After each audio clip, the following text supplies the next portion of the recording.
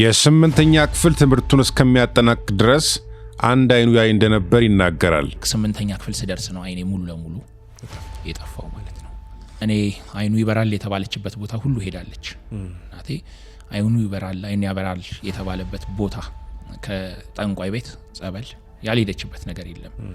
እና በዛ ጊዜ ውስጥ ሁሉ በቃ አፍተሮ ለምን አጥዩም ልትጠለኝ ሄዳ ያ እናት አንጀት ሆኖ አላስችል ብሏት መጨረሻ እግዚአብሔር እንደፈለገ ያድርገው ብላ ነው እኔን ማሳደግ የጀመረችው። በቤተ ክርስቲያን ውስጥ ትኩረት በማጣቱ ምክንያት ቤተ ክርስቲያን በር ላይ ቆሜ ሲጋራዬን ይዤ ቆሜ በስነ ስርዓት የተጠመኩባትን ቤተ ክርስቲያን ተደግፌ ነበር ማጨሰው እና ሰው እያዩኝ አንድ ሰው መጥቶ ይናገረኝ በቃ ራሴን ማጥፋት እንዳለብኝ ወሰንኩ። እና ቀን አልሞትም ማታ ሌሊት ላይ ሰው እንዲያተርፈኝ ስለማልፈልግ ሌሊት ላይ ነው ሞተው ብዬ ገመድ ይዤ ገብቼ ተንተርሼ ተኛው። ለአመታት በእጮኝነት አብረው የቆየችው እህት ለትዳር ሲጠይቃት ምንድን ያለችኝ መጨረሻ ላይ አንተም ባገባህ ቤተሰቦቼ ምን ይሉኛል ሶ ማቆም አለብን ያለች። በጣም ፔንፉል ነው ሪሌሽንሺፕ ውስጥ ሆነህ እንደዚህ አይነት ነገር መስማት። እኔን ጎዳችኝ አልኩ እንጂ እግዚአብሔር አስመለጠኝ። ሁሌ እምላለሁ እቺ ምድር ለተሸናፊዎች ቦታ የላትም። ስለዚህ ሁልጊዜም ቢሆን ከትራክ መውጣት የለብህም። ከትራክ መውጣት ሁለት ችግር ይፈጥራል። አንደኛ ትራክን ለቀህ ወጣህ ማለት የሰው ትራክ ላይ ነው የምትገባው፣ ሰው ትጥላለህ። ሁለተኛ ነገር ራስህም ዲስኳሊፋይድ ትሆናለህ ከህይወት። የዛሬው የአብርሃም ሚዲያ እንግዳችን በሙያው መምህር እንዲሁም በተለያዩ የቴክኖሎጂ ስራዎቹ የሚታወቅ ወንድም ነው። እጅግ ጠቃሚ ቆይታ አድርገናል። አብራችሁን ቆዩ። ሰብስክራይብ ማድረጉን እንዳትረሱ።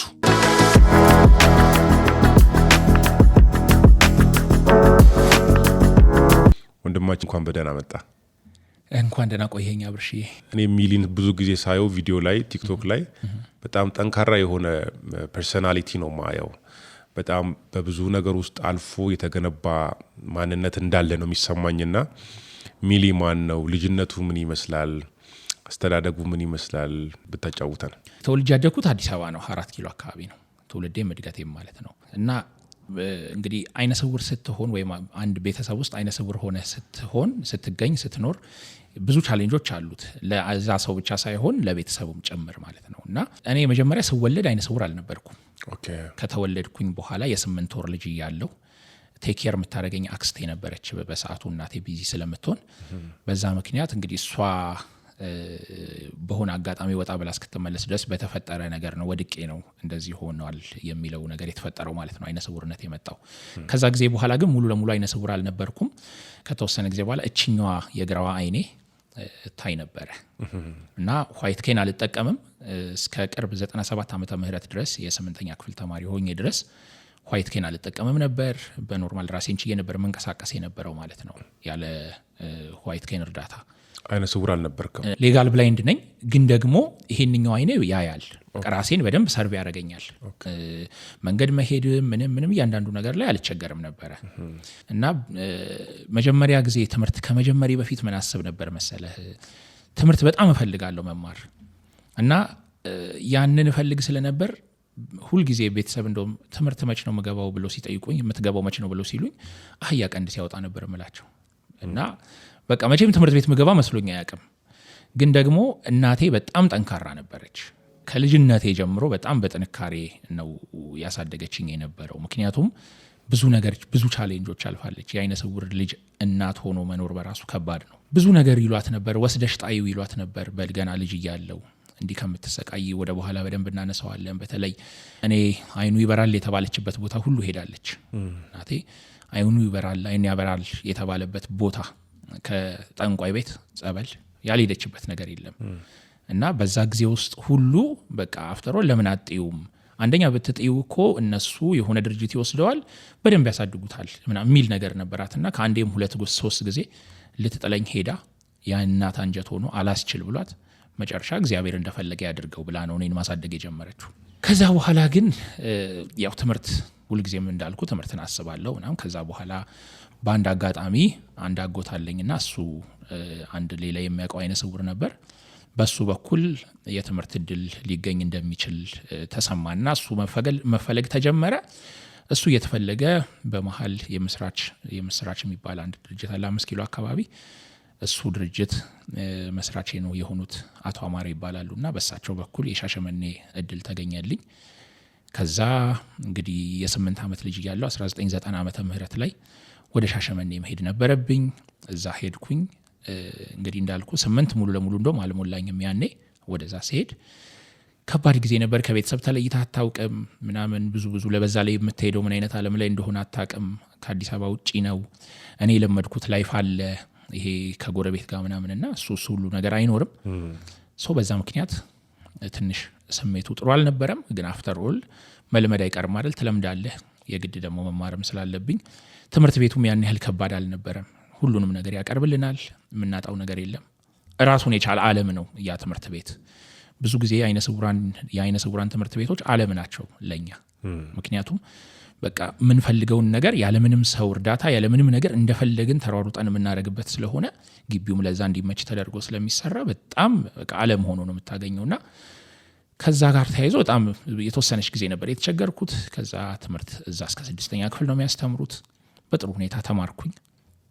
ከዛ በኋላ ወደ አዲስ አበባ መጣሁ። 6 ዓመት እዛ ከኖርኩ በኋላ ማለት ነው። ከዛ አዲስ አበባ ላይ እንግዲህ ዳግማዊ ሚኒሊክ ትምህርት ቤት ነው የተማርኩት እስከ 8ኛ ክፍል።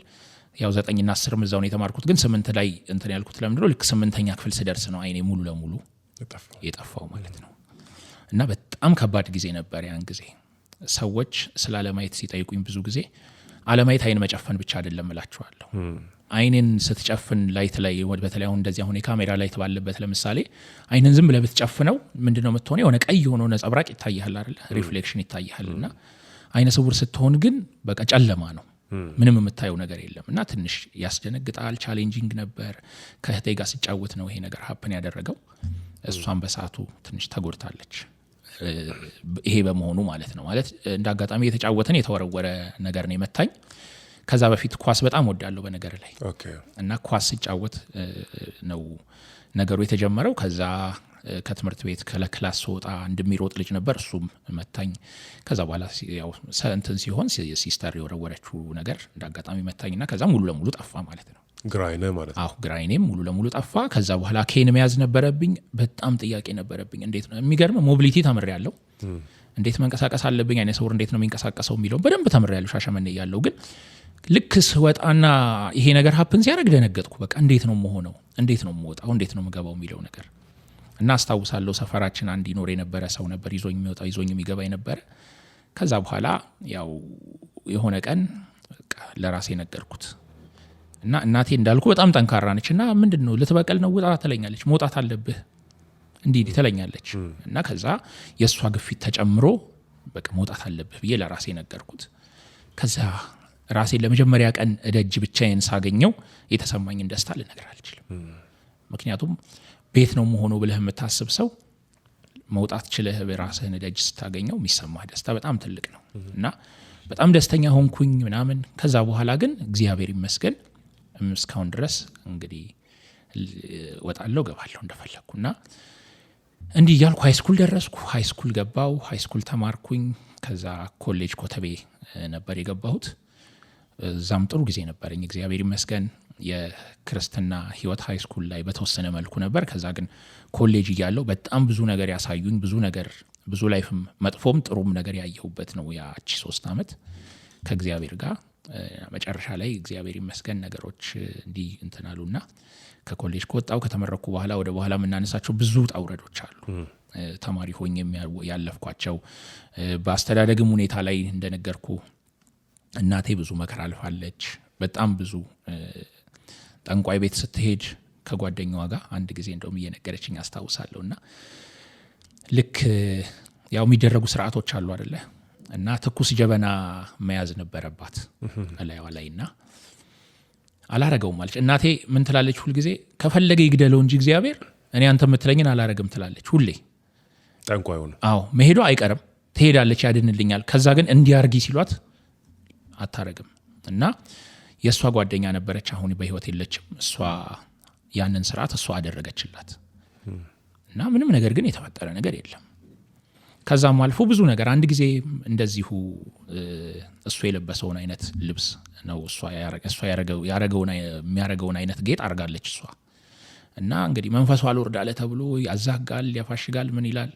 መጨረሻ ላይ አንቺ እንዴት ጌታችንን እንትን አርገሽ ትመጫለሽ ጌታ አርገሽ ትመጫለሽ ብለዋት ማን ነው ለሱ የሰጠው ይሄ የራሴ ነው አለቻቸው እንደውም እሷና መጨረሻ ላይ በቃ እሷ እንድትወጣ ተደረገ እሷ ወጣች ከዛ በኋላ ነው ስርዓት የሚባለው ነገር የተደረገው ግን በዚህ ሁሉ ነገር የመጣ ነገር የለም እኛ ቤት ያው አስቸጋሪ ነው ላይፍም የነበረው ትንሽ ከባድ ነው በዛ ሰዓት እናቴ ቤተሰብ ምናም ዙሪያ ላይ ኤክስፖዠር ነበር የመጥፎ ኤክስፖዠሮች አሁን ኢየሱስም ምንም የምትለው ማለት ነው እና እናቴም ጌታን ያገኘችው እንደዚሁ ድንገት ተነስታ በቃ ወጣች በዛው ቀረች እሷ ለኛ መጸለይ ጀመረች እንጂ ከዛ በፊት ብዙ ነገር ነበር የነበረው እኛ ቤት ውስጥ እግዚአብሔር ይመስገን አሁን ላይ ግን የሷ ጸሎት ነው እኔንም አሁን እዚህ ጋር ያደረሰኝ እዚህ ጋር ያመጣኝ እውነት መነግረ ማለት ነውና ብዙ ነገር አልፋለች ብዙ ተሰቃይታለች እሷ ብቻ አይደለችም አክስቴ ብዙ ተሰቃይታለች አጎቴም ብዙ ነገር ሞክሯል ግን በቃ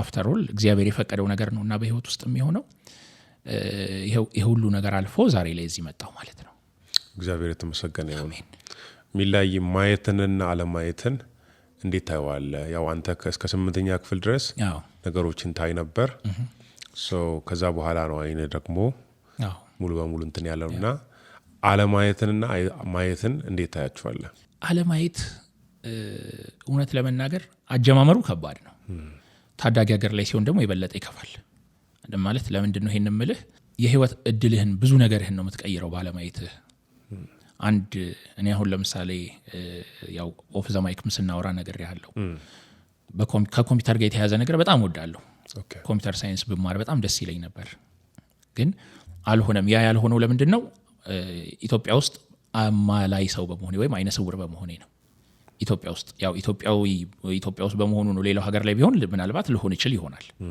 የሆኑም ሰዎች አሉ ሶፍትዌር ዴቨሎፕመንት ላይ የሚሰሩና ብዙ አሉ እንደዚህ አይነት ኢቭን አይደለም እሱ አካውንቲንግ ላይም አሉ አይነ ስውራን ሌላው ዓለም ላይ ኢትዮጵያ ውስጥ ግን ስትሆን ትንሽ ይከብዳል እና አለማየት በአጠቃላይ ብዙ ጊዜ እንደውም ምናልባት ተማሪ ሆነህ ምናምን እንደዚህ አይነት ጌሞች ተጫውተህ የምታከሆነ አይነህን ታስረህ በደንብ ታስረህ በስነ ስርዓት ከዛ የሆነ ነገር ተወርውሮልህ ፈልግ ትባላል በድምጽ ብቻ ማለት ነውና ብዙዎቹ ለማጭበርበር ሲሞክሩ ታያለ እንደዚህ አይነት ጊዜ ላይ ለምን ያኔ ነው አለማየት ምን እንደሆነ የሚገባ ምክንያቱም እንዳልኩ አይን መጨፈን አይደለም አለማየት አይንህን ጨፍነህ መታሰር እንደማለት ብለህ ቁጠረው አይንህን የሚሆነው ልክ ካለማየት ወደዛ ሲስተሙ ስትገባ በጣም ከባድ ነገር ውስጥ ነው የምትገባውና እግዚአብሔር ካረዳህ በስተቀር ነገሮችን እንደዚህ በቀላሉ ዝም ብዬ አልፈዋለሁ ብለህ አታስብም እኔ መሮጥ የለመድኩ ልጅ ነበርኩ መሯሯጥ ወደዚህ እንትን ማለት ወደዚህ ማለት የለመድኩ ልጅ ነበርኩኝ ያ ሁሉ ነገር ነው የቀረው በአንድ ጊዜ ማለት ነውና ቀላል አይደለም ማየትና ለማየት እኔ እውነቱን ምነግርህ አለማየትና ማየት የሰማይና የምድር ያህል ልዩነት አለ በጣም በጣም ልዩነት አላቸው ግን ደግሞ ያለማየት እንድትኖር ያደርግህም ግን ማለት አይደለም እኔን አሁን ብትጠይቀኝ ማየት አልፈልግም አሁን ለምሳሌ አልፈልግም ምክንያቱም አንደኛ ባለማየቴ ያጣሁት ነገር የለም እንዳልኩ ባለማየቴ ሳይሆን ኢትዮጵያ ውስጥ በመሆኔ ነው እድሎችን ያጣሁት ብያለሁ አለማየቴ ያሳጣኝ ነገር ስለሌለ አሁን ማየት አልፈልግም መንገድ ላይ ሲሄድ ብዙ ጊዜ መንገድ ላይ የሚጋጩኝ ምን የሚሉኝ ኢቭን መጋጨት ብቻ አይደለም ተጋጭተውኝ እንኳን እያየህ አትሄድም ወይ ብሎኝ የሚሄዱት የሚያዩ ሰዎች ናቸው እነሱ እያዩ ከመንገድ አደጋ ከጉድጓድ ከሌላ ነገር ማየታቸው ካላተረፋቸው የእግዚአብሔር ጥበቃ እንጂ ማየት አይደለም ማለት ነው እያኖረ ያለው ስለዚህ እግዚአብሔር እየጠበቀኝ ነው ያላየው እግዚአብሔር እየጠበቀኝ ከሆነ ማየት የሚጨምርልኝ ነገር አለ ብዬ አላስብም አለማየቴ ትዝ የሚለኝ አስፋልት ሳቋርጥ ነው ብቻዬን ስለማልሻገር የሰው እርዳታ ስለምፈልግ ከዛ ውጪ ባለማየቴ ያጣሁት ነገር ስለሌለ እኔ ማየት አልፈልግም አሁን እኔ ይሄን ነው የሚሰማኝ ባለማየትና በማየት መካከል አይነ ስውር በመሆን የደረሰበት አደጋ አለ በጣም ብዙ ምንድነው መሰለህ እንዳልኩ እንኳን እኔ እያላየው መሄደው ይቀርና እያየ የሚሄደው ሰው አደጋ ይደርስበታል ጓዲ ወድቃል ከፖሊስ ይጋጭ ታየዋለ ብዙ ነገር ሀፕን ያደርግበታል የኛ ላይ የሚያደርገው ምንድነው አደጋ የዕለት ተዕለት ህይወታችን ውስጥ መቼ ሊመጣ እንደሚችል አናውቀው ማለት ከሚያየው ሰው የሚለየው በእያንዳንዱ እርምጃ ስጋት አለ በተለይ ደግሞ ታዳጊ ሀገር ላይ ስትሆን ቁፋሮ ምኑም ግንባታው ምኑም አለና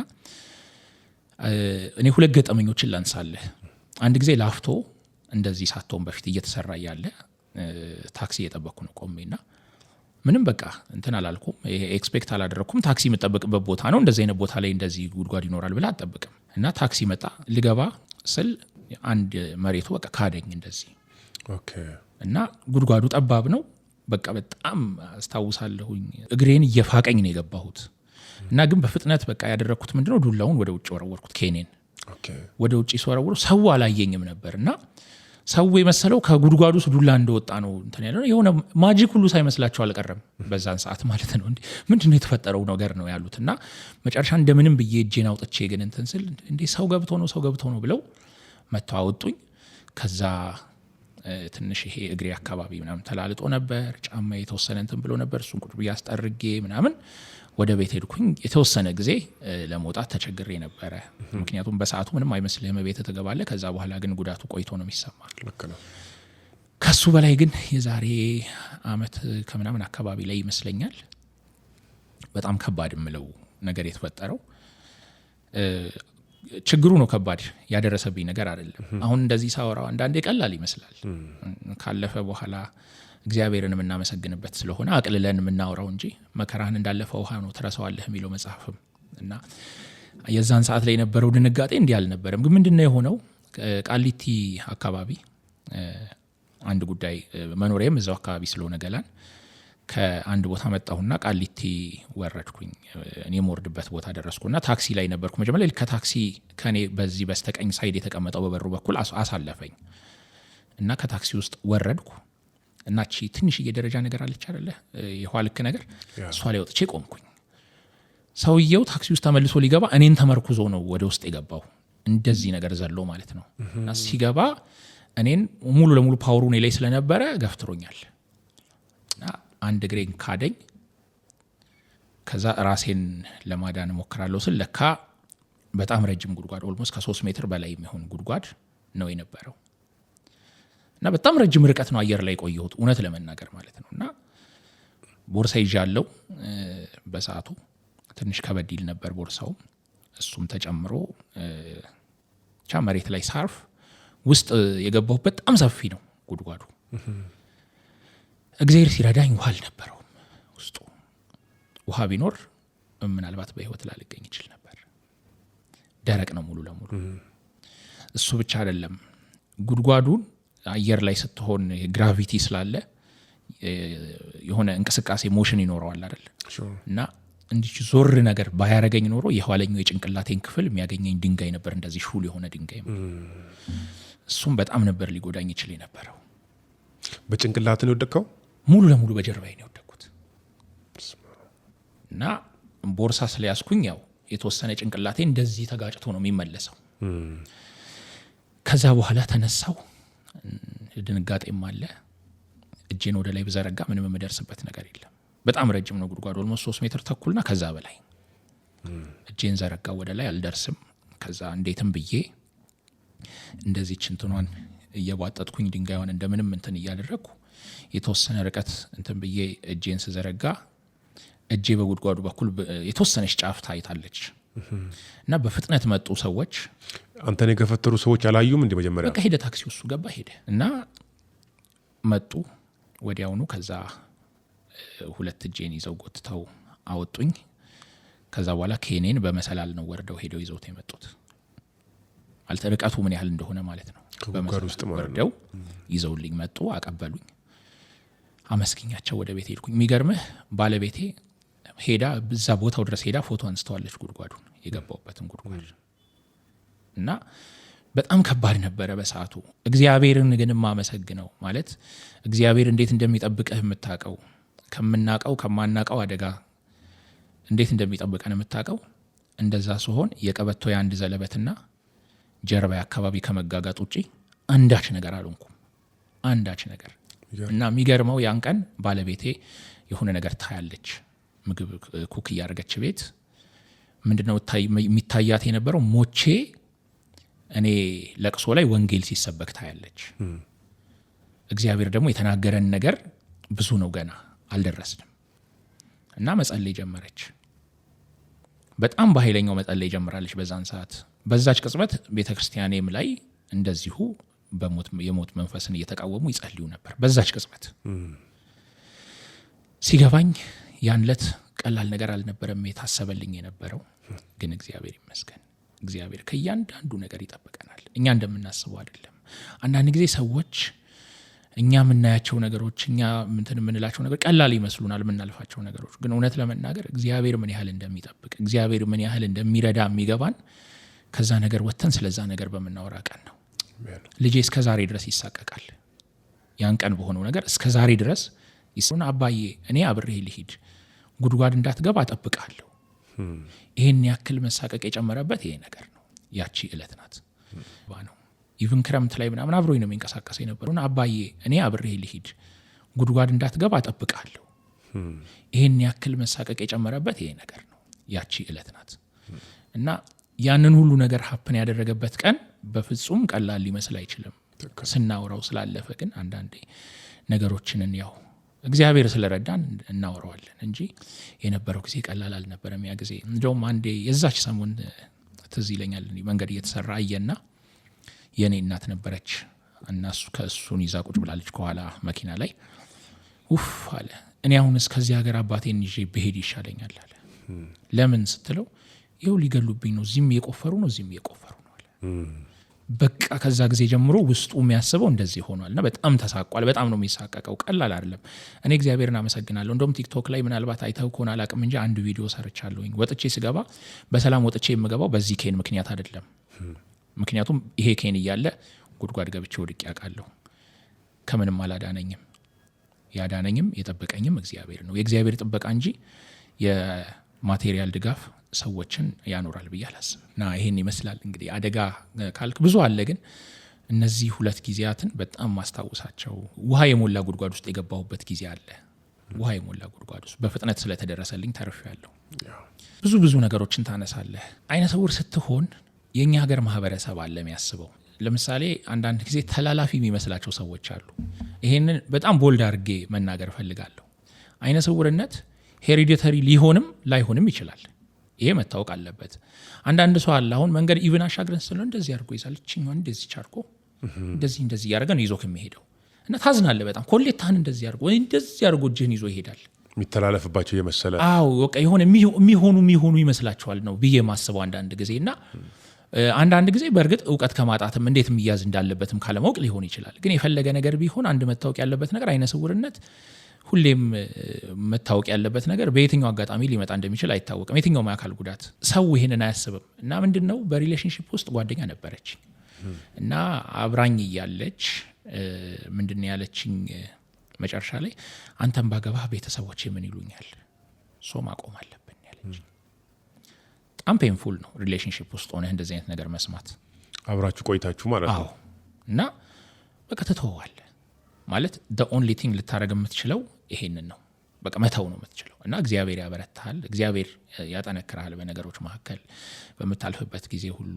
እኔ መወደድንም መጠላትንም ስላየው ብዙ እንትን አልልም። እና እሱ ብቻ አይደለም፣ ኢቭን በቸርች ውስጥ የምታያቸው ነገሮች አሉ። እኔ ቸርች መሄድ የጠላሁበት ጊዜ ነበር። በቃ አይነ ስውር በመሆኔ ቸርች መሄድ ያስጠላኝ ጊዜ ነበረ። በቃ ሁል ጊዜ ስትሄድ እጅህን ይዘው ወስደው ፊት ለፊት ነው የሚያስቀምጠው፣ ፊት ለፊት ላይ ማለት ነው። ለምን? እና እኔ አንዳንድ ጊዜ እንደውም ግራ ይገባኛል። እና ከመልካም ሀሳብ እንደሆነ እረዳለሁ። በቃ እንደው እግዚአብሔር ፊት ለፊት ስለተቀመጠን እግዚአብሔር ቀድሞ ያገኘናል ማለት አይደለም። ቀንህ ከሆነ ከቤትህ የሚያገኘሃል እንኳን ቤቱ መተህ። እና በቃ የሆነ አይኑ ይበራል እንደዚህ ይሆናል ምናምን። አንዳንዶቹ ደግሞ ፐርሰናሊ ራሳቸውን ነው ታርጌት የሚያደርጉት። ሶሪ ይሄንን ማለት ምናልባት የሚነካቸው ሰዎች ካሉ አላቅም። ግን ደግሞ እግዚአብሔር ምናልባት እዚህ ጋር ይሄን ታምር አድርጎ እንትን እላለሁ አይነት ነገርም አለ። እንደዚህም አይነት ነገር አይቼም ስለማቅ ነው። እና እንደው ፈገግ የሚያሰኝ ግን አንድ ገጠመኝ ልንገር። ቸርች ላይ አንድ ጊዜ እንደዚህ ጸሎት እየተደረገ ነው። የጸሎት ሰዓት ላይ ወሰዱኝ፣ ፊት ለፊት አደረጉኝ፣ ይጸልዩልኛል። ጸለዩልኝ እና ፊት ለፊት ከዛ መጨረሻ ላይ ውስጥ ይግባና ይጸልይለት ተባለ። በቃ ተጸለየልኝ። ምንም በቃ ማለት ግራ ገባኝ። ሰዎቹም ያላቸው መንፈሳዊ ጥማት አለ። እኔ ደግሞ የኔን ፔን ደግሞ አይረዱትም እነሱ እና መጨረሻ ላይ በጣም በቃ በዛብኝ እንትኑ። ከዛ አይ እኔ እኮ አልፈልግም በቃ እንዲበራም አልፈልግም እና ይቅርብኝ ልሂድ ወደ ቤት ያልኳቸው። ልቀቁኝ ስላስጨነቀ በጣም አስጨነቁኝ። በጣም ነው የተጨነኩት። ማለት ይጨንቃል ደግሞ እውነት ስነግርህ። አሁን ሰውና መንፈስ ነው ምናምን ሊልህ ይችላል። ግን ሰዎች ነን አይደለ? የሚመቸና ማይመቸን ነገር አለ። ለምሳሌ እግዚአብሔር የኔን አይን ማብራት ካለበት እዚህ ጋር ቁጭ ብዬ ሊያበራው ይችላል። ምንም የሚገድበው አይደለም። ስለ የሆነ ነገር ስለተደረገልኝ ስላልተደረገልኝ አይደለም አይኔ የሚበራው። በቃ አይንህ የሚበራው እግዚአብሔር ማብራት ስላለበት ነው። የእግዚአብሔር በመጽሐፍ ቅዱስም እኮ እግዚአብሔር የብዙ ኢየሱስ ክርስቶስ በምድር በነበረበት ጊዜ ብዙ ሰዎችን አይን አብርቷል አይደል? አይናቸው የበራላቸው ተጻፉልን እንጂ ያልበራላቸው ሰዎች የሉም እንዴ? እንደው ስላልተጻፈልን ስላልተናገረን እንጂ እግዚአብሔር ኢየሱስ ክርስቶስን በመላው ዓለም ላሉ አይነ ስውራን ዞሮ አይን እንዲያበራ አይደለም የላከው። ክርስቶስ የሞተውም የኔ አይን እንዲበራ ነው ብዬ አላስብም፣ ህይወቴ እንዲበራ ነው እንጂ። ስለዚህ ትልቁ ጉዳይ ለኔ ከኢየሱስ ክርስቶስ ጋር በህይወት መኖር መቻሌ ነው እንጂ ማየቴ ያለማየቴ አይደለም። ምክንያቱም እግዚአብሔርን በመንፈሳዊ አይኔ ነው የማየው፣ በሴኩላሩ በዚህ በተቀመጠው አይን አይደለም። ብዙ ነገሮች ይገጥሙሃል። መንገድ ላይ የምታየው ነገር አለ። ሰዎች እኔ ኢቭን የምርቃቴ ቀን ሱፍ ለብሼ ቆሜ ሰው እየጠበቅኩኝ ሳንቲም ልትሰጠኝ መጣች እና እየለመንኩ አይደለም፣ እሷ ግን ሳንቲም ልትሰጠኝ መጣች። እኔ ጋር ከእሷ የሚለየኝ ነገር ምንድን ነው? ማየትና ለማየት ነው፣ ሌላ አይደለም። ባለማየት ምክንያት ሁሉም ሰው የሚለምን የሚመስላቸው ሰዎች አሉ። ነው አይደለም። አለማየት እንድትለምን ማየትም እንዳትለምን አያደርግህም። ብዙ ነገር ይደርስብሃል። የኔ ቢጤ እንኳን የሚለምኑ ሰዎች መጥተው ለምነው ፊቴን አዙሬ ነው ሳንቲም የምሰጠው፣ እንደዚህ ወደ ኋላ ማለት ነው። ምክንያቱም ኧረ በስመ አብ ካንተ ልቀበል፣ ኧረ ምን ነው እንደውም ያለኝን ልስጥ ሁሉ ይለዋል። ማለት በጣም ፔንፉል እኮ ነው። አሁን ስታወራው ቀላል ይመስላል፣ ግን በጣም ፔንፉል ነው። አንድ እየለመነ ያለ ሰው አንተ ሰርተህ ነው ቢያንስ የምትገባው፣ ይጥቀምም አይጥቀምም። የሆነች ነገር ልትሰጠው ስትል ራሱን ካንተ በላይ አድርጎ ያስቀምጣል። ወጥቶ እየለመነ ነው ራሱን አጋልጦ፣ ግን ደግሞ በቃ አለማየቴ ብቻ ምን ያደርገኛል? እኔን ከሱ በታች ያደርገኛል ማለት ነው። እና በጣም ፔንፉል የሚያደርጉ ነገሮች ናቸው ሀፕን የሚያደርጉት። ግን ደግሞ እነዛን ሁሉ የመቋቋም ግዴታ አለብህ። ሁሌ እምላለሁ እቺ ምድር ለተሸናፊዎች ቦታ የላትም። ስለዚህ ሁልጊዜም ቢሆን ከትራክ መውጣት የለብህም። ከትራክ መውጣት ሁለት ችግር ይፈጥራል። አንደኛ ትራክን ለቀህ ወጣህ ማለት የሰው ትራክ ላይ ነው የምትገባው፣ ሰው ትጥላለህ። ሁለተኛ ነገር ራስህም ዲስኳሊፋይድ ትሆናለህ ከህይወት። ስለዚህ በየትኛውም አጋጣሚ ቢሆን መምህ ላይ የተሰመረልህ ቦታ ላይ ተገኝተህ በዛች መም ላይ መሮጥ መገኘት ወሳኝነት አለው። ዲስኳሊፋይድ ላለመሆንም እንደገና የሌላንም ሰው ዲስኳሊፋይድ ላለማድረግ ሌላ ሰው ላለመጣልም ትራክ ላይ ተገኝተህ ጠንክረ መኖር አለብህ። ቀደም ስታወራ ጌታን የተቀበልክበት ጊዜ እንዳለ ስታወራ ነበር። ጌታን የተቀበልክበት ወቅት መች ነው? እንዴት ተቀበልክ? ተመስክሮልህ ነው ወይስ እንዴት ጌታን ተቀበልክ? ጥሩ። ጌታን ተቀብዬ አውቃለሁ፣ ጌታ ተቀብሎኝ ያውቃል። ይህም በሁለት መንገድ ልናገር። እሺ። ጌታን ተቀብዬ አውቃለሁ ማለት ሰው ተከትዬ ገብቼ ጌታን የምትቀበሉ ሲባል እጅ አውጥቼ ሄጄ ተጸልዮልኝ ምናምን በቃ ጌታን ተቀብያለሁ ብዬ አውቃለሁ። ከልጅነቴ ጀምሮ እኔ እንደ ተረት እየተነበበልኝ አላደኩም። አክስቴ ጌታን ታውቅ ነበር ቀድማ እና ባይብል ነበር የምታነብልኝ ሁሌም። ያሳደገችኝ ቴኬር የምታደርገኝ የነበረችው አክስቴ ባይብል ነው የምታነብልኝ ሁሌ። እና ሁሌ ባይብል ስታነብልኝ የልጅነት ማይንድ ስለሆነ ውስጥ የሚቀር ነገር አለ። ከሷ ደግሞ ስወጣ ሻሸመኔ ስገባ ካቶሊክ ሚሽን ነው፣ ባይብል እንደ አንድ ኮርስ እንማራለን። ኦኬ። ባይብል እናነባለን ምናምን በቃ እንማራለን። መንፈሳዊ የሆነ ነገር ሞራል ስለምንማር ማለት ነው። ሞራል የሚባል ትምህርት ስለነበረ በዛ ምክንያት ባይብል ከባይብል አልራኩም። ግን ደግሞ በጣም ከባድ ላይፍ ግን አሳልፍ ያለው እና ሃይ ስኩል እያለው ነው እንግዲህ አሁን ያልኩ ታሪክ የተፈጠረው። ሄድኩኝ ቸርች፣ ከዛ ጌታን ተቀበልኩኝ፣ ግን አልኖርኩበትም። እንዲህ እያልኩኝ ግቢም ገባው። በቃ በጌታ ነኝ ግን አይደለሁም። በቃ እያልኩ ነው የምኖረው። ፌሎ ሄዳለው ምናምን በጣም ደስ የሚል ጊዜ ነበር ማሳልፈው ምናምን። ኢቭን ፌሎ እየሄድኩ በምሳተፍ ጊዜና ትች ምናምን ብዬ ደግሞ ትቻቸው ማይሆን ላይፍ ውስጥ ሆኜ በምኖርበት ጊዜ የግሬድህ ይለያያል።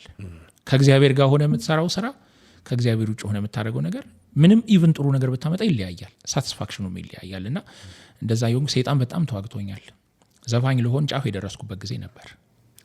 ኦልሞስት ስፖንሰር አግኝቼ ግጥምና ዜማ ተገዝቶ ሊሰጠኝ፣ የሙዚቃ ከቨሬጅ የሙዚቃ የቅንብር ሂሳብ ሊከፈልልኝ፣ ኦልሬዲ እኔ አንተ ሄደህ ብቻ ትዘፍናለህ ተብዬ ዘፋኝ ልሆን የነበረበት ጊዜ ሁሉ ነበረ። ከዛ በኋላ ብዙ ላይፍ አሳልፍ ያለው ብያለሁ። ሱስን አውቀዋለሁ እና በዛ ውስጥ ሁሉ አልፍ ያለው። ከዛ በኋላ ሰይጣን የሚችለውን ሁሉ አድርጓል፣ ስቲልም እያደረገ ነው በተለያየ መንገድ። አሁን በመጥፎ ሁኔታ ውስጥ ምናምን እንዲህ በሌላ ህይወት ውስጥ አልለፍ እንጂ በላይፍም በምንም ቻሌንጅ እያደረገ እየሞከረኝ ነው። እስከ መጨረሻውም ደግሞ ከውጊያ አርፈን አንኖርም። ግን በቃ ሱስን አይቻለው፣ መጠጣት፣ መቃም፣ ማጨስ የሚባለውን ነገር አይቻለው ጌታን ከተቀበልክ በኋላ። አዎ ከዛ ጊዜ በኋላ ማለት ነው። እና ከዛ ግን ከግቢ ወጣሁና እንደገና መሰረተ ክርስቶስ ደህንነት ተማርኩ። ከዛ ደህንነት ተማርኩኝ ምናምን ጨረስኩ። የአገልግሎት ትምህርት ተማርኩና ኳየር ገባ ተባልኩና እሺ ብዬ ገባ። ሳየው ማለት ሁሉም የሆነ ሆነው ነው የሚቀመጡት፣ እኔ ብቻዬን ነኝ። በጣም ተሰማኝ። ማለት አንደኛ ሰው ትፈልጋለህ፣ የመጣህበት ቦታ ሰው እንድትሻም ያደረግህ ነው። እና ሳያቸው ምንም ደስ አይለኝ ብዬ ተመልሼ እንደገና ሌላ ከባለፈው የባሰ መጥፎ ነገር ሀፕን አደረገ። ማለት ይሄንን ምልህ ብዙ ነገሮች ሀፕን አድርገው ነው። በዚህ አጋጣሚ ደህንነት ስማር ደህንነት መሰረተ ክርስቶስ ያስተማረኝ ባቢ ወይም ሄኖክ አደም ይባላል። ቃሊቲ ቶታል መሰረተ ክርስቶስ ነበር ያኔ። በጣም ነው ማመሰግነው። በጣም ዋጋ ከፍሎ ያስተማረኝ ሰው ነው። ዛሬ እዚህ ላይ መገኘት ማለት እንዲህ አይነት ሰው አለ ወይ እስከምል ድረስ የሚያደርሰኝ እንደሱ አይነት ሰዎችን ሳይ ነው። በጣም እግዚአብሔርን አመሰግናለሁ እሱን ስለሰጠኝ፣ በሱ ስለተማርኩ።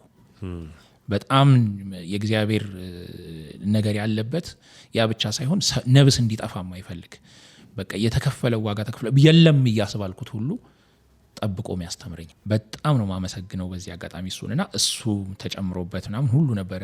የጥምቀት ቀን አስታውሳለሁ ብዙ ነገር ሀፕን አድርጎ ነበር እንዳልጠመቅ፣ ግን እግዚአብሔር ረድቶኝ ጥምቀትም ተደርጎ። ግን ከዛ በኋላ ምን ድረስ ነበር ላይፌ የከፋው መሰለ? ጴንጤ ሳይ መናደድ ጀምሬ እነዚህ አስመሳዮች እያሉ። ምክንያቱም እኔ የማቀው ቸርች ድሮ አጎቴ ቀበና ገነት ይካፈል ነበር እና ይዞን ይሄድ ነበር። ሳያቸው ተቃቅፈው ምናምን ሲያወሩ ምናምን ስታዩ በቃ እንትን አይሉም። እና ዛሬ ላይ የለም ያ ነገር፣ ያው እንደምታውቀው ነው።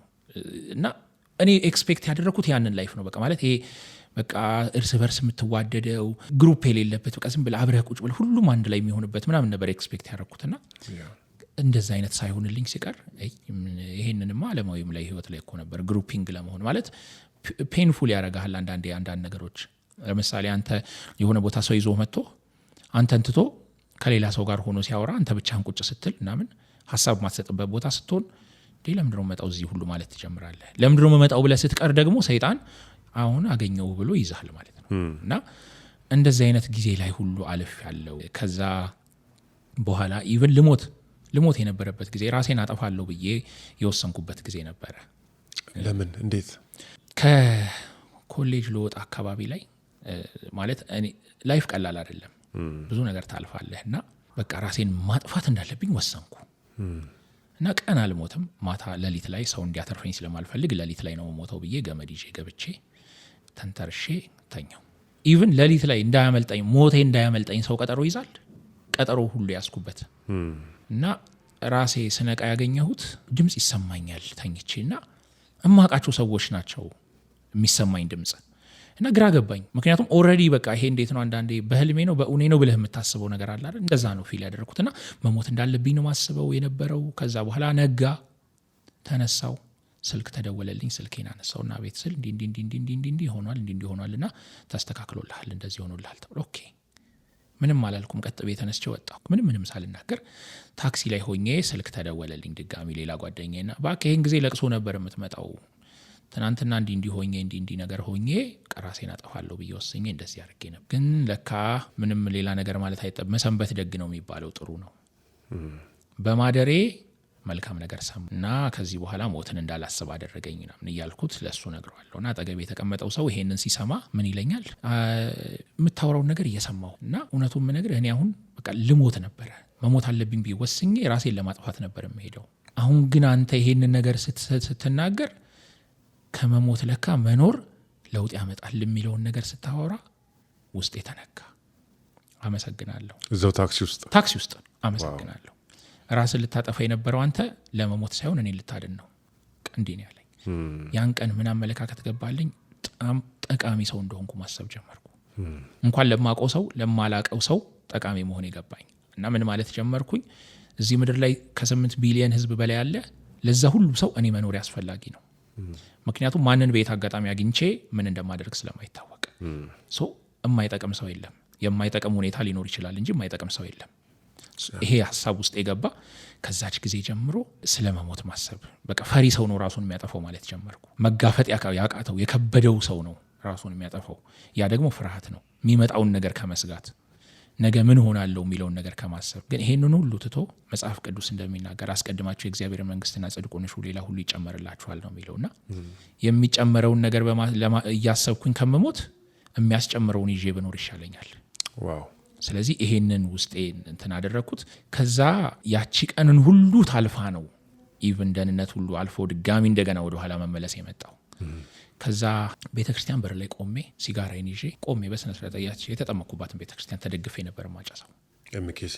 አዎ። እና ሰው እያዩኝ አንድ ሰው መጥቶ አይናገረኝ፣ እያዩኝ ማለት ነው እያወቁ እንደዛ ሁሉ ታልፏል እና ብዙ ነገር። ለምንድን ነው ዝም ያሉት ግን? ፈርተውክ ነው እንግዲህ እግዚአብሔር ይወቀው። ብቻ ማንም ቼክ አላረገኝም በዛን ሰዓት። እና አዲስ ክርስቲያን ስትሆን ደግሞ አለመፈለግ ያማል። ለበቀል ነው ማለት ነው። ይቅርታ፣ አንተም ለበቀል ነው እዛ በር ላይ ሄደ ያጨስከው? እንግዲህ ለእኔ የምለው እንደዛ ነው። የት አባታቸው ማለት ራሴን ምጎዳ ሳይሆን እነሱን ምጎዳ ነው የሚመስለኝ። ይህንን በማድረግ በቃ የት አባታቸው ይህን እንደሆንላቸው አይደለ እንዲህ ሲያደርጉ የነበረው ነው ምለው የነበረው። እና እንደዛ ሁሉ እያደረግኩኝ የሆነ ጊዜ ገላን ፌዝ ባይብል ኢንተርናሽናል ቸርች ቃል አጥቢያ በፊት ቃሊቲ አካባቢ ነበርና ገላን አካባቢ ተዘዋውሮ መጣና እናቴ ማታ እንግዲህ ማይሆን ነገር ውስጥ ነው መጠጥ ላይ ያደር ነው። በማግስቱ ጠዋት እስኪ ተነስ ቤተክርስቲያን እንሄዳለች። የእውነት የምነግርህ እሺ ነው ያልኳት። ሌላ ጊዜ አረብ እናትሽ እኔ እንትን አልሄድም ምናምን ነበር የምለው ያላት፣ ግን እሺ ያልኳት እና ብድግ ብዬ ሄድኩኝ። ሰባኪው ይሰብካል፣ እኔ ያለቅሳለሁ እስከ መጨረሻዋ ሰዓት ድረስ ማለት ነው። እና ብዙ ጊዜ ስለ ዳዊት ሲነገር ያስለቅሰኛል። ማለት መተውን ከዳዊት በላይ ያየ ሰው የለም ብዬ አስባለሁ። ለምን ይሄንን የምለው ለምንድን ነው? አባቱ እንኳን ሳሙኤል እቤት መጥቶ እንደዛ እንትን ሲል ሌሎቹ ልጆቹን ያቀረበው ስለ ዳዊት እንኳን ሲጠይቀው አንድ አለ ያው ምናምን አይነት ነው ያስመጣው ራሱ ማለት ነው። እና ይጠራ ተብሎ ነው የመጣው። መተው ከዚህ በላይ የለም፣ ከከብት ጋር ከመተው በላይ ማለት ነው። እና ብዙ ጊዜ እንባዬ ይመጣል እና ሁሌ ራሴን የማስበው እንደተተው ሰው፣ ማንም እንደማይፈልገው ሰው ምናምን ነው። ኢቭን ቤተሰቤ ውስጥ እንኳን በቃ እንደማልፈልግ ነበር ማስበው። ሰባኪው ሰብካል፣ አለቅሳለሁና መጨረሻ ላይ በቃ መወሰን እንዳለብኝ ገባኝ። ከዛ በፊት ሰሞን ምንል ነበር፣ እግዚአብሔር ሆይ እኔ በቃ መሮኛል ህይወት በቃኝ። አንዳንዴ የምታልፈው ነገር በጣም ያስጠላል፣ ህይወትህን ትጠላል። ሩቲን ሆነብኝ ላይፍ። ሰው ዛሬ ሰኞ ነው ነገ ማክሰኞ ነው ይላል። ለእኔ ግን ዛሬ ሰኞ ቢሆን ነገም ሰኞ ነው መልሶ። ላይፍ ተመሳሳይ ነው፣ ምንም የሚቀየር ነገር የለም። ከዛ ቃይ እግዚአብሔር እኔን መቀየር ካቃተህ ሲጋራውን ቀይርልኝ ሁሉ ብዬ ጸልያለሁ። እና እዛ ቸርች ሄድኩኝ ምናምን ተጸልየልኝ፣ እግዚአብሔር ይመስገን እንደዚህ እንትን አልነበረም። ከዛ ነገሮች ምንድነው የሆኑት? ቤተክርስቲያን ማዛውተር ጀመርኩ። ከዛ በኋላ በቃ ማዛውተር ቶሎ መሄድ ምናምን ጀመርኩ። እዛ ኤፍቢአይ ማለት ነው። ከዛ እንደዛ እያልኩኝ የሆነ ሰዓት ላይ በቃ ሁሉም ነገር የተቆረጠ ሲወጣ ይታወቀኛልና የሆነ ቀን አንድ አገልጋይ ይመጣና የወጣቶች ፕሮግራም ነው፣ የወጣቶች አገልግሎት ላይ የሚያገለግል ነው። ብዙ ጊዜ ጋብዘውት መጥቶ እሑድ ቀን እየጸለየ እኔ የሚታወቀኝ ሰውነቴ ሲርድ ይታወቀኛል። የሆነ ነገር እንዴት ነው ሲያንቀጠቅጠኝ ነገር ይታወቀኛል። በጣም አለቅሳለሁ። ራሴን ያገኘሁት ወንበሬ ላይ ተደፍቼ እያለቀስኩ ነው። በዛ ቅጽበት ምን ሰዓትም ልንበርከክ ልደፋ ማቀው ነገር የለም። ከዛች ቅጽበት ወዲህ እነዚህ መጥፎ ምላቸው ነገሮች በሙሉ ከህይወቴ ላይ ተቆረጡ። እንደዛ ሆኖ ላጨስ ሄድኩኝ። የሚገርምህ ሄድኩኝ ላጨስ። ጓደኞቼ መጡና እናጨስ ምናምን ብለው ሰጡኝ። ተቀበልኩና ገና ሳብ ሳረገው እንዳለ ከውስጤ እንዳለ በቃ የነበረው ነገር ወጣ። በቃ አስጠላኝ። ከዛ ቀን በኋላ እኔ ኢቭን ሱስ ሳቆም ራሴን አላመመኝም። ይሄ ሱሰኛ የሆነ ሰው እኮ ምናምን ይባላል አይደል? እኔ እንግዲህ ኦልሞስት ወደ 10 ዓመት ያክል ቅሜያለሁ። ሱስ ውስጥ ነበር። አላደረገኝም እንደዛ።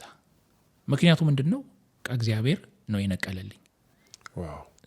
እና በዛ ሁኔታ ውስጥ ልክ ለካ ፌዝ ባይብል ኢንተርናሽናል ሄጄ ቃል ስሰማ ጌታ አግኝቶኝ ነው። እስከዛ ድረስ እኔ ጌታን አገኘው ብዬ ነበር። ያችን ለት ግን ጌታ አገኘኝ። እና ሁሌ እላለሁ ጌታን ያገኘው መቼ ነው? ያገኘውበት ምን ያደርጋል? ያገኘኝ ቀን ነው እንጂ እላለሁ። ምክንያቱም ስትገኝ ነው ጥሩ። እኔ ሁሌ እግዚአብሔርን እምለው አንተ እለዋለሁ ማልፈለግበት ቦታ መተህ ነው ያገኘኸኝ፣ እኔ ፈልጌ አልመጣሁም። አዎ ለሁላችንም ጌታ መጥቶልን ነው ከላይ ድረስ ክብሩን ትቶ። ለእኔ ግን ክብሩን ትቶ መምጣቱ ብቻ አይደለም፣ እኔ እግዚአብሔር ከምንና እንዴት እንዳስመለጠኝ ስለማቅ እንዴት እንደፈለገኝ ምን ድረስ እንደፈለገኝ እንዳልኩ እንግዲህ ዘፋኝ ሆኜ ይቀር ነበር፣ ሱሰኛ ሆኜ ይቀር ነበር፣ ምናልባትም እስካሁን ሞቼም ሊሆን ይችል ነበር። ግን እግዚአብሔር በብዙ ነገር ውስጥ አሳልፎ አምጥቶኛል። የሚገርምህ እኔ ሁሌ እላለሁኝ በቃ ቤተሰብ ውስጥ እንዳልኩ መተው ይሰማሃል አንዳንድ ጊዜ በቃ በጣም ውስጥህ እንትን ይላልና እኔ እናቴ እንደውም በጣም እግዚአብሔርን ሁሌ እላለሁኝ እሷ የጣሊያን ብረት ነች እላለሁ። እናቴ ማለት አትደክምም። ግን ምን አይነት ቻሌንጅ አለው መሰለኝ፣ የአይነ ስውራን ማቴሪያሎች በጣም ውድ ናቸው። የሰው ወረቀት በግልባጩ እየጻፈ ዲስኤቢሊቲ ራሱን የቻለ ኮስት ነው። አንተ በ15 ብር በ25 ብር እስክሪብቶ በ5 ብር ሉክ ገዝተህ ልትጽፍ ትችላለህ። እኔ ለመጻፍ ከ2000 ብር በላይ መውጣት ይኖርብኛል። እና ያ ነገር ስለነበር በዛን ሰዓት ደግሞ በጣም በቃ ብርም ውድ ነው፣ እቃም አታገኝም። ሶ የግዴን ምንድነው ማድረገው የሰው የተረፈ እንትን ምንድነው ሰው ተምሮበት የጨረሰ መጻፊያና ወረቀትም ከነሱ ተበድሬ ነበር። የተጻፈበትን ገልብጬ በግልባጩ ነበር ጽፌ ነበረውና በጣም ፔንፉል ያደርጋል እነዛን ጊዜያት ማለፍ። እኔ አጠንክረውኛል። አሁን ከነዛ ጊዜያት በኋላ በጣም ጠንክሬ ያለው። የሚገርምህ ልክ በቃ የሆነ ታይም ላይ ራሴ ላይ ዘጋሁና በቃ ኖ ሚሊዮን ከዚህ በኋላ ይሄ ነገር መሆን የለበትም ማለት ጀመርኩኝ። እንዲህ ማድረግ አለብኝ፣ ራሴ ላይ እንዲህ መስራት አለብኝ ማለት ጀመርኩ። እግዚአብሔር ረዳኝ። ኦልሞስት በ3 ዓመት ውስጥ እግዚአብሔር አጠነከረኝ፣ በጣም አጠነከረኝ። በቃ ትምህርት ተቁመ ነው የዘጋው ራሴ ላይ ማለት በቃ ላይፌ ምንድነው ወይ ትምህርት ቤት ሄዳለሁ፣ ከትምህርት ቤት መጣለሁ፣ አልወጣም። ስራም እንደጀመርኩኝም አካባቢ እንደዛው ስለነበር እንደዛው እያደረግኩኝ በቃ ሌላ ቦታ መሄድ ምናምን አልፈልግም። ብዙም እንትን አይደለም። ካልሆነ የሆነ ጓደኛ ያለ እሱ ጋር ሄዳለሁ፣ እዛ ቆያለሁ። ከዛ ሁሉ ጊዜ ውስጥ ግን ከራሴ ጋር እኔ ደስ የሚለው ነገር ግርግር ውስጥ ብቻዬን መሆን እችልበታለሁ። በቃ ብቻዬን መሆን ፈልጋለሁ። በዛ በጣም ራሴ ላይ ብዙ ነገር እግዚአብሔር አሰልጥኖኛል። አሁን ያለኝን ጥንካሬ ያገኘሁት በዛ አይነት ሁኔታ ውስጥ ላይ ነውና እግዚአብሔር ይመስገን። ብዙ ጊዜ እንደውም የአስቴር ብዙ አድርገህልኛል የሚለው መዝሙር ስሰማ በቃ ውስጤ እንትን ይላል። የሆነ በቃ ራሴን አስባለሁ ማለት መኖር የጀመርኩት ከዛ ጊዜ በኋላ ነው።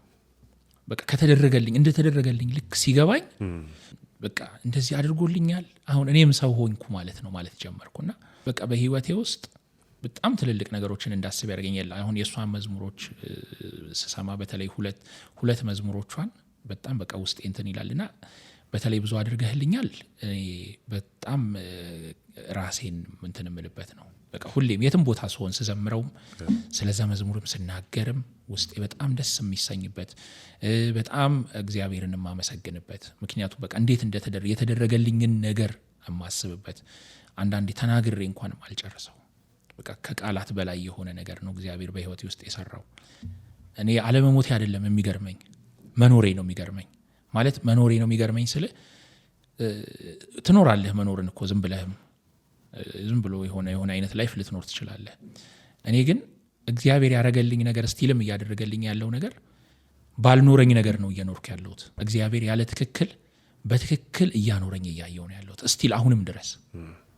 ስለዚህ መኖር አለመሞቴ ሳይሆን እንዴት አልሞትኩም ሳይሆን የምለው እንዴት ነው እንደዚህ እየኖርኩ ያለሁት፣ ከመኖርም በላይ ነው እየኖርኩኝ ያለሁት እና ያ ነገር በጣም ያስገርመኛል። እግዚአብሔር ምን አይነት አምላክ እንደሆነ የገባኝ ከነዚህ ነገሮች ሁሉ ወጥቼ ራሴን ብቻዬን ሳገኘው ብቻዬን መቆም እንደምችል ሲገባኝ ኦኬ ለካ እግዚአብሔር ለብቻ ያቆማል፣ በቃ አድርጎልኛል። የምርም እግዚአብሔርን ያደረገው በህይወቴ ውስጥ የአንድ ሰው አሻራ እንዲኖር ስለማይፈልግ የአንድ ሰው እጅ እንዲኖር ስለማይፈልግ በራሱ እንደራሱ በቃ ልክ እንደፈለገው አድርጎ እያኖረኝ እንዳለ እንዲሰማኝ ያደርገኛልና ብዙ ነገር ነው ያለው። አሜን። የአስቴርን መዝሙር እንዘምራለን። ከዛ በፊት ግን ብዙ ሰዎች ቅድም አንተ ራስን ልታጠፋ እንደሞከርክ በብዙ ነገር አልፈ ተስፋ እንደቆረጥክ ስታወራ ነበር። ብዙ ሰዎች በእንደዚህ አይነት ነገር ያልፋሉ እና በእንደዚህ አይነት ነገር ማለፋቸው ብቻ ሳይሆን ራሳቸው ላይ ይወስናሉ። በሞትን ሱሳይድን ምርጫ የሚያደርጉ ብዙ ሰዎች አሉ። ትላንትም ዛሬም ብዙ ሰዎች አሉ እና ለወጣቱም እንዲሁም ደግሞ በእንደዚህ አይነት በጣም አስጨናቂ በሆነ ሲቹዌሽን አስጨናቂ በሆነ ሁኔታ ውስጥ ለሚያልፉ ወንድምና እህቶች ብታስተላልፈው መልእክት ቢኖር? ራሳችሁን አትፍሩት ነው መጀመሪያ የምለው። ሰው ራሱን መፍራት የለበትም። ለምን መሰለ? ሰው ራሱን የሚያጠፋው ከመሬት ተነስቶ እንዳልሆነ እረዳለሁ። ምን ማለት መሰለ? ለምሳሌ የብር የሚያዝበት ላስቲክ አለ አይደለ? ላስቲክ ይዘህ በእጅህ እንደዚህ እያረክ ረዥም ሰዓት አልተበጠሰም ማለት አይበጠስም ማለት አይደለም። አንተ ቁጭ ስታረገው እኔ አንስቼ ግን እንዲህ ሳረገው ሊበጠስ ይችላል። በህይወታችን ውስጥ የሚመጡ ነገሮች አሉ እንደዚህ የሚያረጉን እያሳሱን የሚመጡ። ከዛ በኋላ ራሴን አጠፋለሁ ብለህ የምትወስንበት ምክንያት ለሌላው ሰው ሲሊ ሊመስል ይችላል፣ ትንሽ ዝም ብሎ ነገር ሊመስል ይችላል። መጀመሪያ ግን ሳስቷል።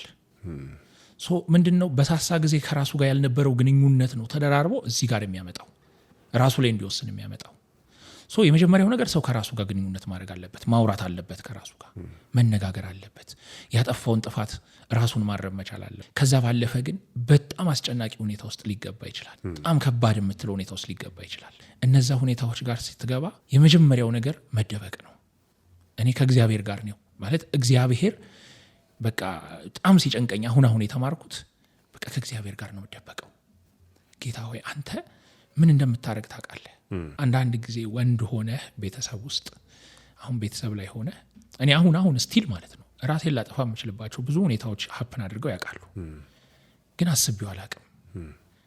ባል ሆነ እንደ ባል ለልጅህ ደግሞ እንደ አባት የሆነ ነገር ማድረግ ኖሮብህ ማድረግ አለመቻል ያማል አይደለ? ውስጥ በጣም ፔንፉል ያደርጋል። ልጅህ ለሚጠይቅህ ጥያቄ መልስ አለመስጠት መቻል ፔንፉል ያደርጋል። እና በጣም ብዙ ጊዜያትን አልፍ ያውቃለሁ። እነዛን ጊዜያት ግን ሳልፍ ከእግዚአብሔር ጋር ነው የጠነከርኩት። እግዚአብሔር ነው ያጀገነኝ እንጂ የነበረው ነገር አይደለም። የነበረው ነገር ቢሆን እሞታለሁ ያለምንም ጥርጥር ነው መነገር። ሟች ነበርኩኝ። በቃ ሳይፈልግ ነው ወደዚህ ምድር ያመጣሁት የሚል ሀሳብ ውስጥ ይኖራል። ስለዚህ እሞታለሁ ማለት። አሁን ግን ምንድነው ውስጥ የገባው? ለልጄም ለሚስቴም ከኔ በላይ እግዚአብሔር ያስብላቸዋል ማለት ጀመርኩኝ። እግዚአብሔር አስተማሪ የሆነ ነገር ሀፕን ሲያደርግ በህይወቴ ላይ ለኔ እግዚአብሔር ከኔ በላይ ያስብልኝ። ከኔ በላይ የሚያስብልኝ እግዚአብሔር ካለ እኔ ለምን እጨነቃለሁ? ለምን አዝናለሁ? ለምን አለቅሳለሁ? እኔ ዛሬ ላይ ባለቅስ የደስታ እንባ ነው ማለቅሰው። ምክንያቱም እግዚአብሔር ያደረገልኝ ነገር ነው የሚያስለቅሰኝ። ማን ሆኜ እኔ ምን ሆኜ ነው የምለው። እና ተደበቁ ሰዎች፣ መደበቅ ነው ያለባቸው። እንደዚህ አይነት ጊዜ ላይ ሰው ያባብስብሃል። ለቅሶ ቤት ሄደህ የምታውቅ ከሆነ ሰው መጥቶ ሲያለቅስ ነው የምታለቅሰው። ሰላም ሆነ እየተጫወትክ ትቆይና ልክ ሰው መጥቶ ማልቀስ ሲጀምር ታለቅሳለህ። በጣም የከፋው ሰው ካገኘኸው አቅፈ ስታባብለው ነው ማልቀስ የሚጀምረው። እኔ ብቻዬን አልቅሼ እንዲወጣልኝ። አሁን እኔ እናቴ ስታሳድገኝ ወንድ ልጅ አያለቅስም ብላ ነው ያሳደገች። ምን ይባላል እንደውም እንደ አባባል ዝም ብሎ አንዳንድ ሰዎች ሲያወሩ የምሰማቸው ነገር አለ። ወንድ ልጅ በብዛት ቦርጭ የሚኖረው ወንድ ነው አይደለ? ወደ ውስጥ ስለሚያለቅስ ነው ቦርጭ የሚሆን ይላሉ። እና እኔ በቃ ባለቅስም ራሴ በተለይ ቤተሰቤ እንዲያይብኝ አልፈልግም። ውስጥ የተሰማኝን ስሜት ብዙ ነገር እደብቃለሁ ወደ ውስጥ ስኖር። በህይወቴ ውስጥ ሰው በቃ ሁሌ እየሳኩ እንደምኖር ነው የሚያስበው። አንተ ግን አይከፋህም አይደል ነው የሚለኝ። እና ምን እላለሁ ሁል ጊዜ አይ ሊከፋኝ ይችላል፣ ግን መከፋቴ አይታይም። በውስጤ ነው የሚያልቀው። ከእግዚአብሔር ጋር ነው የሚያልቀው። እኔ መሸሻዬ እግዚአብሔር ነው። ሰው ኖሮኝ አይደል፣ ግን እግዚአብሔር አለ ከሰው በላይ። ነገሮችን ሰው ይወቅሳል። የሆነ ነገር ሆነብኝ እኮ እንደዚህ አድርጌ ስትል እንዲህ ለምን አረክ ነው የሚል። ሰው ከመውቀስ ነው የሚጀምረው። ብዙ ሰዎች ራሳቸውን የሚያጠፉት ጉዳያቸውን ለሰው ሲያማክሩ ሰዎች ከወቀሳ ስለሚጀምሩ ነው። እንዲህ ማድረግ የለብህም ብሎ ነው የሚጀምረው። እግዚአብሔር ግን በቃ ከመተው ነው የሚጀምረው። ልጄ ና ብሎ አቅፎ ነው የሚጀምረው። ክፍተትህን ራሱ የሚያሳይህ አቅፎ በፍቅር ነው የሚያሳይህ እንጂ ይሄ እንትን አይደለም። እኔ ሁሌ ምን እላለሁ መሰለህ፣ እስራኤላውያንን እግዚአብሔር ማጥፋት ቢፈልግ መጀመሪያውን እኮ ማጥፋት ይችላል አይደል? ባርነት ላይ ያሉ እዛ ሁሉ ውስጥ የገቡትን በምን ምክንያት እንደሆነ ያውቃል። ከዛ ይዟቸው ከግብፅ ምድር ይዟቸውም ሲወጣ የነበራቸውን ባህሪ ያውቃል። ግን እግዚአብሔር በስተመጨረሻ ባህሪያቸውን ስላወቀ አይ በቃ እነዚህ አይሆኑም፣ እንደውም እዚህ ነው መቅረት ያለባቸው፣ እንደውም አያስፈልጉም ብሎ አይደለም የተዋቸው። እግዚአብሔር የተናገረውን የሚያደርግ አምላክ ነው። በቃ እሱ ላይ ነው እምነታችን ስቲክ ማድረግ ያለብን። እግዚአብሔር ምን ብሎኛል የሚለው ላይ እግዚአብሔር ያለውን ነገር ሳያደርግ አንዳች ነገር እንደማንሆን እኔ ምስክር ነኝ፣ ሕያው ምስክር ነኝ። በቃ እግዚአብሔር የተናገረውን አደጋ ይገለኝ ነበር፣ ራሴን አጠፋ ነበር፣ ሱስ ይገለኝ ነበር፣ በባዶ ሆዴ ነበር እኔ ሲጋራ ማጨሰው። ሲጋራ ካላጨስኩኝ ምግብ አይበላልኝም ነበር። የራሴን ሳምባ እያቃጠልኩኝ ከሰው እደበቃለሁ። ከራሴ መደበቅ የነበረብኝ እኮ እንዴት ነው ከራሱ ሰው የሚደበቀው? የምንፈራው ሰው ነው። ኢቭን እንሞታለን ብለን የምንለው ለሰው ብለን ነው። እንደዚህ ለምሳሌ አሁን አንድ ጊዜ አንድ ሰው ምን አማከረኝ መጥቶ ውጤት ፌል አረገበት እና በቃ እኔ መሞት አለብኝ። ለምን? ቤተሰብ ምን ይለኛል? የሚሞተው ቤተሰብ የሚለውን ነገር ፈርቶ ነው። ውጤቱን አይደለም። ውጤቱ አይደለም የገደለው ይሄ ልጅ፣ የገደለው ቤተሰብ የሚለው ነገር ነው። ፊድባክ ፈርተን ነው የምንሞተው። ስለዚህ ወደ እግዚአብሔር መደበቅ። ለእንደዚህ አይነት ሰዎች እኔ የምመክረው ወደ እግዚአብሔር ሽሹ፣ ወደ እግዚአብሔር ተደበቁ፣ እግዚአብሔር ስር ሁኑ። በቃ እግዚአብሔር ራሱ እንደሚያደርግ አድርጎ ያወጣችኋል። እኔን እንዳወጣኝ አድርጎ ያወጣችኋል። ለእያንዳንዳችን የራሱ መንገድ አለ። እግዚአብሔር ጳውሎስን ሲጠራው የጠራው ጳውሎስ በሚገባው መንገድ ነው። ሙሴን ሲጠራው ሙሴን በሚገባው መንገድ ነው የጠራው። ሚሊዮንን ሲጠራው ሚሊዮን በሚገባው ነው። አብርሽን ሲጠራ አብርሽ በሚገባው መንገድ ነው። ለሁላችንም መንገዱን ስለሚያውቅ እሱ ስር ነው መሆን ያለብን። ድክመታችንን ያውቃል። ድክመታችሁን ለሰው አታውሩ። ድክመታችሁን ለእግዚአብሔር ነው መንገር። በቃ እግዚአብሔር ያውቀዋል ድክመታችንን። ስለዚህ በዛ ድክመታችን እንዳንያዝ እግዚአብሔር ይረዳናል። ካለበለዛ ምክንያቱም ኢየሱስ ክርስቶስ እዚህ ምድር ላይ ሆኖ እኮ ተፈትኗል፣ በብዙ ተፈትኗል። ከኃጢአት በስተቀር ያየነውን የምናየውን ነገር ሁሉ አይቷል። ዛሬ ላይ የምንሮጠው የምንለፋው ምን ለማለት ነው? ለመብላት ነው። ለረሃባችን ማስታገሻ ነው አይደለ? ኢየሱስ ክርስቶስ እዚህ ምድር ላይ ሆኖ ተርቧል። ግን ሰው እንዴት እንደሚኖር ማሳይቶናል። እርቦት ሰው ይሰርቃል፣ እርቦት ሰው ምንም ሊያደርግ ይችላል ይባላል። ግን ኖ በቃ ወደ እግዚአብሔር መሮጥ። እኔ ከዜሮ ወደ 100 እግዚአብሔር አሸጋግሮኝ አይቻለሁ። ከ100 ወደ 0 መግባትንም አይቻለሁ። ስለዚህ ለእግዚአብሔር መንገር፣ እግዚአብሔር ስር መሆን፣ እግዚአብሔር ስር መሸሸግ ከሁሉም ነገር ያወጣል፣ ከሁሉም ነገር ነፃ ያወጣል። ኢቭን ስትመለሱ እንኳን ጠባሳ ሳይኖርባችሁ ነው የምትመለሱት። ቁስላችሁ ያለ ጠባሳ ነው የሚድነው። ሰው ሊያድናችሁ ይችላል። ሰው ካዳናችሁ ጠባሳ ትቶ ነው የሚድነው። እግዚአብሔር ሲያድን ግን ጠባሳ እንኳን አይተውም። በቃ እንዲቹ ንጹህ ነው የምትሆኑትና ሰው ስር አትደበቁ። ሲከፋችሁ እግዚአብሔር ስር ተደበቁ። ሌላው መከፋታችሁን ቶሎ ቶሎ አውጡት። አታበቅ መቀመጥ የለበትም እንዲህ አይነት ነገር። እኔ መሞት ያማረኝ ጭንቀቴን፣ ሐዘኔን፣ ስቃይን ደብቄ ነው ዋጥ አድርጌ ቆይቼ የሆነ ሰዓት ላይ ሲገነፍል መቋቋም አቃተኝ። ወተት ጥደህ ካጠገቡ ዞር አትልም። እስከሚወርድ ድረስ አጠገቡ ትሆናለህ። ምክንያቱም በየትኛው ጊዜ እንደሚገነፍል አታቅም። እንዲህ ነው ህይወትም። መቼ ድንገት የሆነ ነገር ተገልብጦ እንደሚመጣብህ አታቅም። የሆነ ሰዓት ላይ ድንገት የሆነ ነገር ሀፕን ያደርግና ትናንትና ጀምሮ ሲመጣበት የነበረውን ነገር ቆስቁሶ በቃ ላይ ይጭናል። ያኔ መቋቋም ያቀታል። ቅጽበታዊ የሆኑ ውሳኔዎች ሰይጣን ደግሞ በዚህ ጊዜ እኔ ሁሌ ምን እላለሁ፣ ክፉ ነገር ስትናገር ለሰይጣን ቀብድ መስጠት። እኔ አልጠቅምም፣ እኔ ምንም እንዲያነኝ ስል ስለነበር ማለት ነው። እና በምንም አይነት ሁኔታ ኔጌቲቭ ወርድ አታውጡ ላያችሁ ላይ። በቃ ከኔጌቲቭ ወርድ መራቅ። ከዛ በዘለለ እንዳልኩ ቶሎ መቀነስ፣ ስሜትን ቶሎ መቀነስ፣ ሀዘንን ቶሎ መቀነስ፣ ለቅሶን ቶሎ መቀነስ፣ በቃ ማጥፋት፣ ማውጣት ከውስጥ። ያኔ አዲስ ነው የሚሆነው ሁሉም ነገር። እና በዚህ መልኩ ከእግዚአብሔር ጋር ተጣብቆ ማለፍ ይቻላል። በእርግጥ አሁን አንተ ስታወራ ሲሰሙ ላለመስማት ምንም አማራጭ የላቸውም ብዬ አስባለሁ። በእንደዚህ አይነት ነገር ውስጥ የሚያልፉ ሰዎች ብዙ ጊዜ ከብዙ ሰዎች ይደወልልኛል። እውነቱን ለመናገር እንደዚህ ዲፕሬሽን ውስጥ ያሉ ሰዎች እንደዚህ ያስጨንቆኛል፣ ጸልይልኝ፣ ምን ትመክረኛለህ የሚሉ ሰዎች አንተ ጋርም እንደሚደውሉ አስባለሁ። ብዙ ጊዜ ግን የሚያጋጥማቸው ቻሌንጅ ከሌላው ጋር ራሳቸውን ማነጻጸር ነው። አንዱ ከአንዱ ጋር ወጣት የሆኑ ልጆች ከጎናቸው ያሉ ወንድም ወይ ደግሞ ከጎናቸው ያሉ እህቶች የሆነ ነገር እንዳገኙ ሲያስቡ እነሱ እንደተረሱ ነው የሚያስቡት። ራሳቸውን ከሌላው ጋር እያነጻጸሩ ነው ላይፋቸውን የሚመሩትና ትልቁ በሽታ ነው ብዬ አስባለሁ። እኔ በጣም ትክክል። ራስን ከሌላ ጋር ማወዳደር፣ ራስን ከሌላ ጋር ኮምፔር ማድረግ፣ ያለበትን የላይፍ ሁኔታ ከሌላው ህይወት ጋር እያነጻጸረ መኖር በጣም ትክክል ያልሆነና በብዙ መጥፎ ነገር ውስጥ የሚከት ነው ብዬ አስባለሁ። ትክክል አለመሆን ብቻ ሳይሆን እኔ እንደ ኃጢአትም ነው የምቆጥረው። የባልንጀራን ነገር እንደመፈለግ ነው ለእኔ እንደዚህ አይነት ነገር። እግዚአብሔር ሲፈጥረን ቁመታችን ይለያያል። እኔ አጭር መሆንበት ጊዜ አለ፣ ረጅም እንደመሆንበት ጊዜ ሁሉ አጭር መሆንበት ጊዜ አለ። አጭር መሆነው ረጅም ሰው እያጠገብ ሄጄ ስቆም ነው። ከዛ ሰውዬ አንጻር አጭር ነኝ። ምናልባት ከብዙሃኑ አንጻር እኮ ረጅም ልባል እችላለሁ።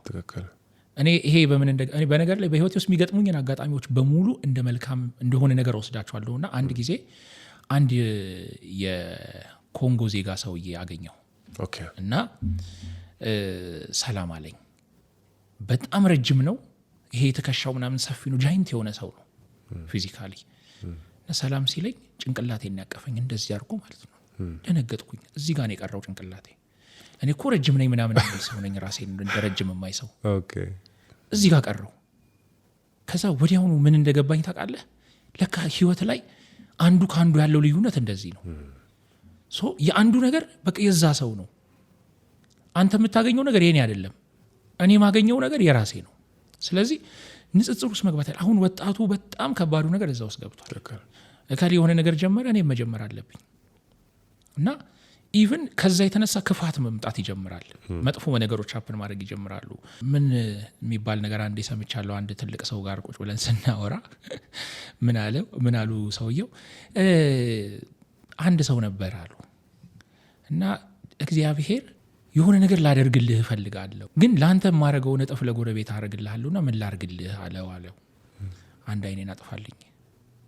ለምን ሲባል የጎረቤት 2 አይን እንዲጠፋ እና እንዲህ አይነት ምኞት ውስጥ መግባት ይጀመራል።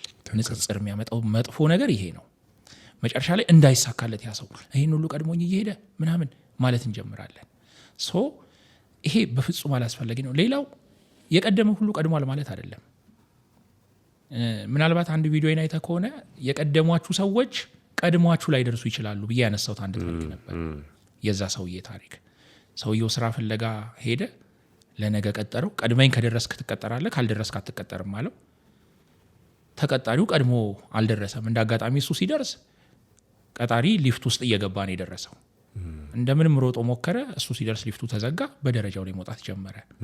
የተቀጣጠሩበት ፍሎር ላይ ግን ሲደርስ ያ ሰውዬ የለም። ሰውየው ገብቶ ነው ወይኔ በቃ መለጠኝ ማለት ነው እያለየት እንትን እያለ ሰውየው እያለከለከ ይመጣል። ምን ሆነህ ነው ሲለው እኔ እኮ ቀድመኝ ደርሰሃል ብዬ ነበር። አዎ ታየኛለህ ብዬ ነበር አለው። አይቼህ ነበር፣ በቃ ይሳካለትም ይሄ ልጅ ብዬም ነበረ። መሀል ላይ ግን ሊፍቱ ብልሽት ገጠመው። አንተ በደረጃ ወጥተህ እስከምትመጣ ድረስ እኔ ሊፍት ውስጥ ነበርኩ። ከዛ በኋላ እኔ ስደርስ ቀድመኝ ደርሰሃል። አየህ አለው። መቅደም ለእኔ አልተጻፈልኝ፣ ቀድሞ መድረስ ለእኔ አልተጻፈም። ቦታው ላይ ቀድሞ መድረስ የተጻፈው ለአንተ ነው። ህንፃው ላይ ቀድሞ መድረስ ግን ለእኔ ነው የተጻፈው። እኔ ህንፃ ውስጥ ቀድሜ ገብቻለሁ፣ አንተ ግን ቦታችን ላይ ቀድመ ተገኝተሃል። እና ያ ሰውዬ ቀድሜ ደርሻለሁ ብሎ ማሰቡ ለመቅደም ምንትን አልሆነውም። በቃ ቀድሞ አልደረሰም። በስተመጨረሻ የተጻፈለትን አግኝቷል። ስለዚህ እከሌ ቀድሞ ሄዷል ማለት ይደርሳል ማለት አይደለም። መጽሐፍ ቅዱስ መክብብ መጽሐፍ ላይ ሩጫ ለፈጣኖች አይደለም ይላል፣ ድልም ለኃያላን አይደለም ይላል። ስለዚህ በጣም የሮጠም አያሸንፍም፣ የተራመደም አይሸነፍም። እድልም የሚያገናኘው ጊዜና ቦታ ነው። በቃ እድል ያገናኛቸዋል እነዛን ነገሮች። በቃ ልክ ይሄ the right man at the right time at the right place እንደሚለው ትክክለኛው ሰው በትክክለኛው ቦታና ጊዜ ሲገኝ ነገሮች ሰክሰስ ያደርጋሉ። ስለዚህ እግዚአብሔር እነዛን 3 ትክክለኛ የሆኑ 3 ነገሮች እንዲገጥሙ ያደርጋል። ጊዜን፣ ቦታንና አንተን። ያኔ ሰክሰስ ታገኛለህ። እኔ እንደዛ ነው ማስበው ሁሌም። በቃ ይሄንን ንጽጽር የሚለውን ነገር እንድተው ያደረገኝ እነዚህ አይነት ሁኔታዎች ናቸው። ይሄኛው የለኝም ይሄ ይጎለኛል ብሎ ብዙ ጊዜ ምክንያት እያቀረቡ የሚያጉረመርሙ ሰዎች አሉ። እኔ አሁን ትናንትና አንድ ቪዲዮ እያየው ነበር ቲክቶክ ላይ እና ቪዲዮ የኢንተርናሽናል ቪዲዮ ነው። 2 እግር የለውም 2 እጅም የለውም እና ይህ ሰው ምንድነው የሚያደርገው? በተቆረጠች እጁ ትልቅ ብረት ያነሳል። ትልቅ ክብደት ያለውን ዌት ያለው ትልቅ ኬጂ የሚመዝነውን ያነሳል እና እያየሁት ራሴን መታዘብ ጀመርኩኝ። ምክንያቱም ይሄ ነገር ስለሌለኝ ነው ማልሰራው፣ እንደዚህ ስላልተመቻቸልኝ ነው ማላደርገው ምላቸው ነገሮች ይኖራሉ። በጣም ደግሞ ብዙ ሰው በእርግጠኝነት መናገር የምችለው በጣም ብዙ ሰው የሌለውን ነገር ነው የሚያየው፣ የሌለውን ነገር ነው የሚያስበው እና ከዚህ የተነሳ ብዙ እንዳይሰራ ምክንያት ይደረድራል። እና ይህንን እያሰብኩኝ አንድ የመጽሐፍ ቅዱስ ክፍል ተዛ ላይ በማቴዎስ ወንጌል ምዕራፍ 25 ላይ መክሊት የተሰጣቸውን ሰዎች እንደ ምሳሌ ጌታ ኢየሱስ ይናገራል። አንድ መክሊት የተሰጠውን 2 እና 5 የተሰጣቸውን ማለት ነው። እና 2 እና 5 የተሰጣቸው ያንን ሰሩበት፣ አተረፉበት ይላል። አንደኛው ግን ቀበረው ይላል። እና እኛም የተሰጠንን መክሊት ያለንን ነገር ባለማየታችን ፍሬ ሊያፈራ እንደሚችል ብዙ መብዛት የሚችል ነገር እንዳለን ባለማስተዋላችን ብዙ የቀበርናቸው ነገሮች እንዳሉን አስባለሁ። ትክክል። እና ከዚህ ጋር በተያያዘ የለኝም ይሄ ስለሌለኝ ነው ምናምን ብሎ ራሳቸው ላይም ሌላ ጫና የሚጨምሩ የሚያዝኑ ዲፕሬስድ የሚሆኑ ቅድም ወደ ተባለውም ወደ ሱሳይዳል ወደ ሌሎችም ነገሮች ወደ ሱሶችም የሚገቡ ሰዎች አሉና የለኝም በሚል ነገር ለሚያዙ ሰዎች ምን ትላለህ? አንድ ነገር ልጨምርልህ። ካንተ ጋር ሳወራ የኮምፒውተር እውቀትን ይገርመኛል።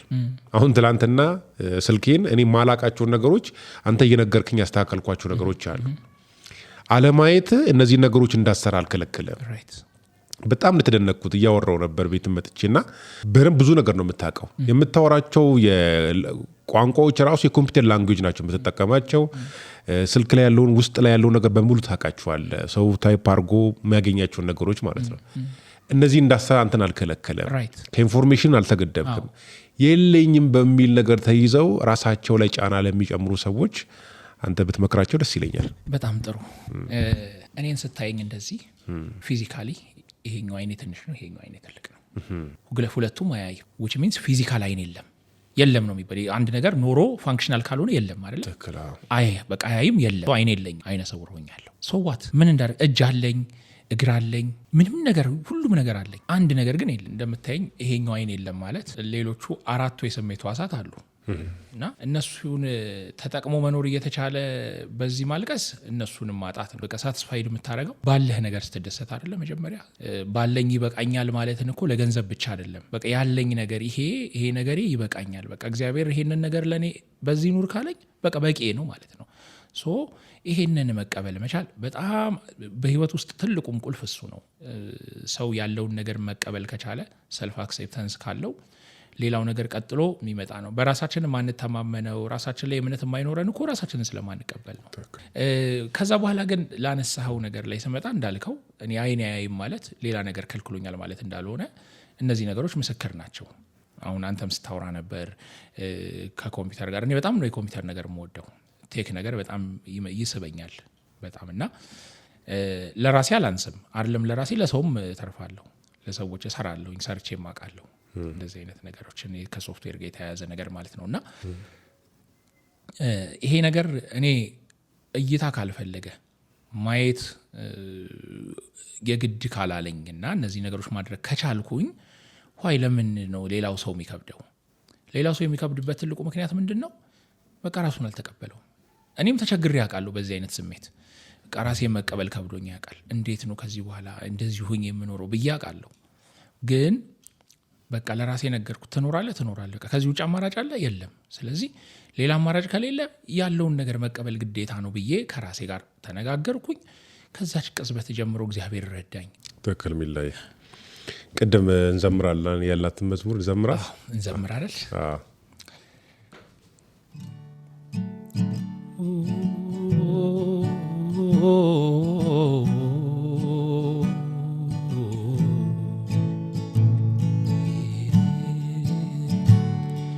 ብዙ አድርገልኛል ከቁጥር ያለፈ ከቃላት ያለፈ ከንግግር ያለፈ ነው። ብዙ አድርገልኛል ከቁጥር ያለፈ ከቃላት ያለፈ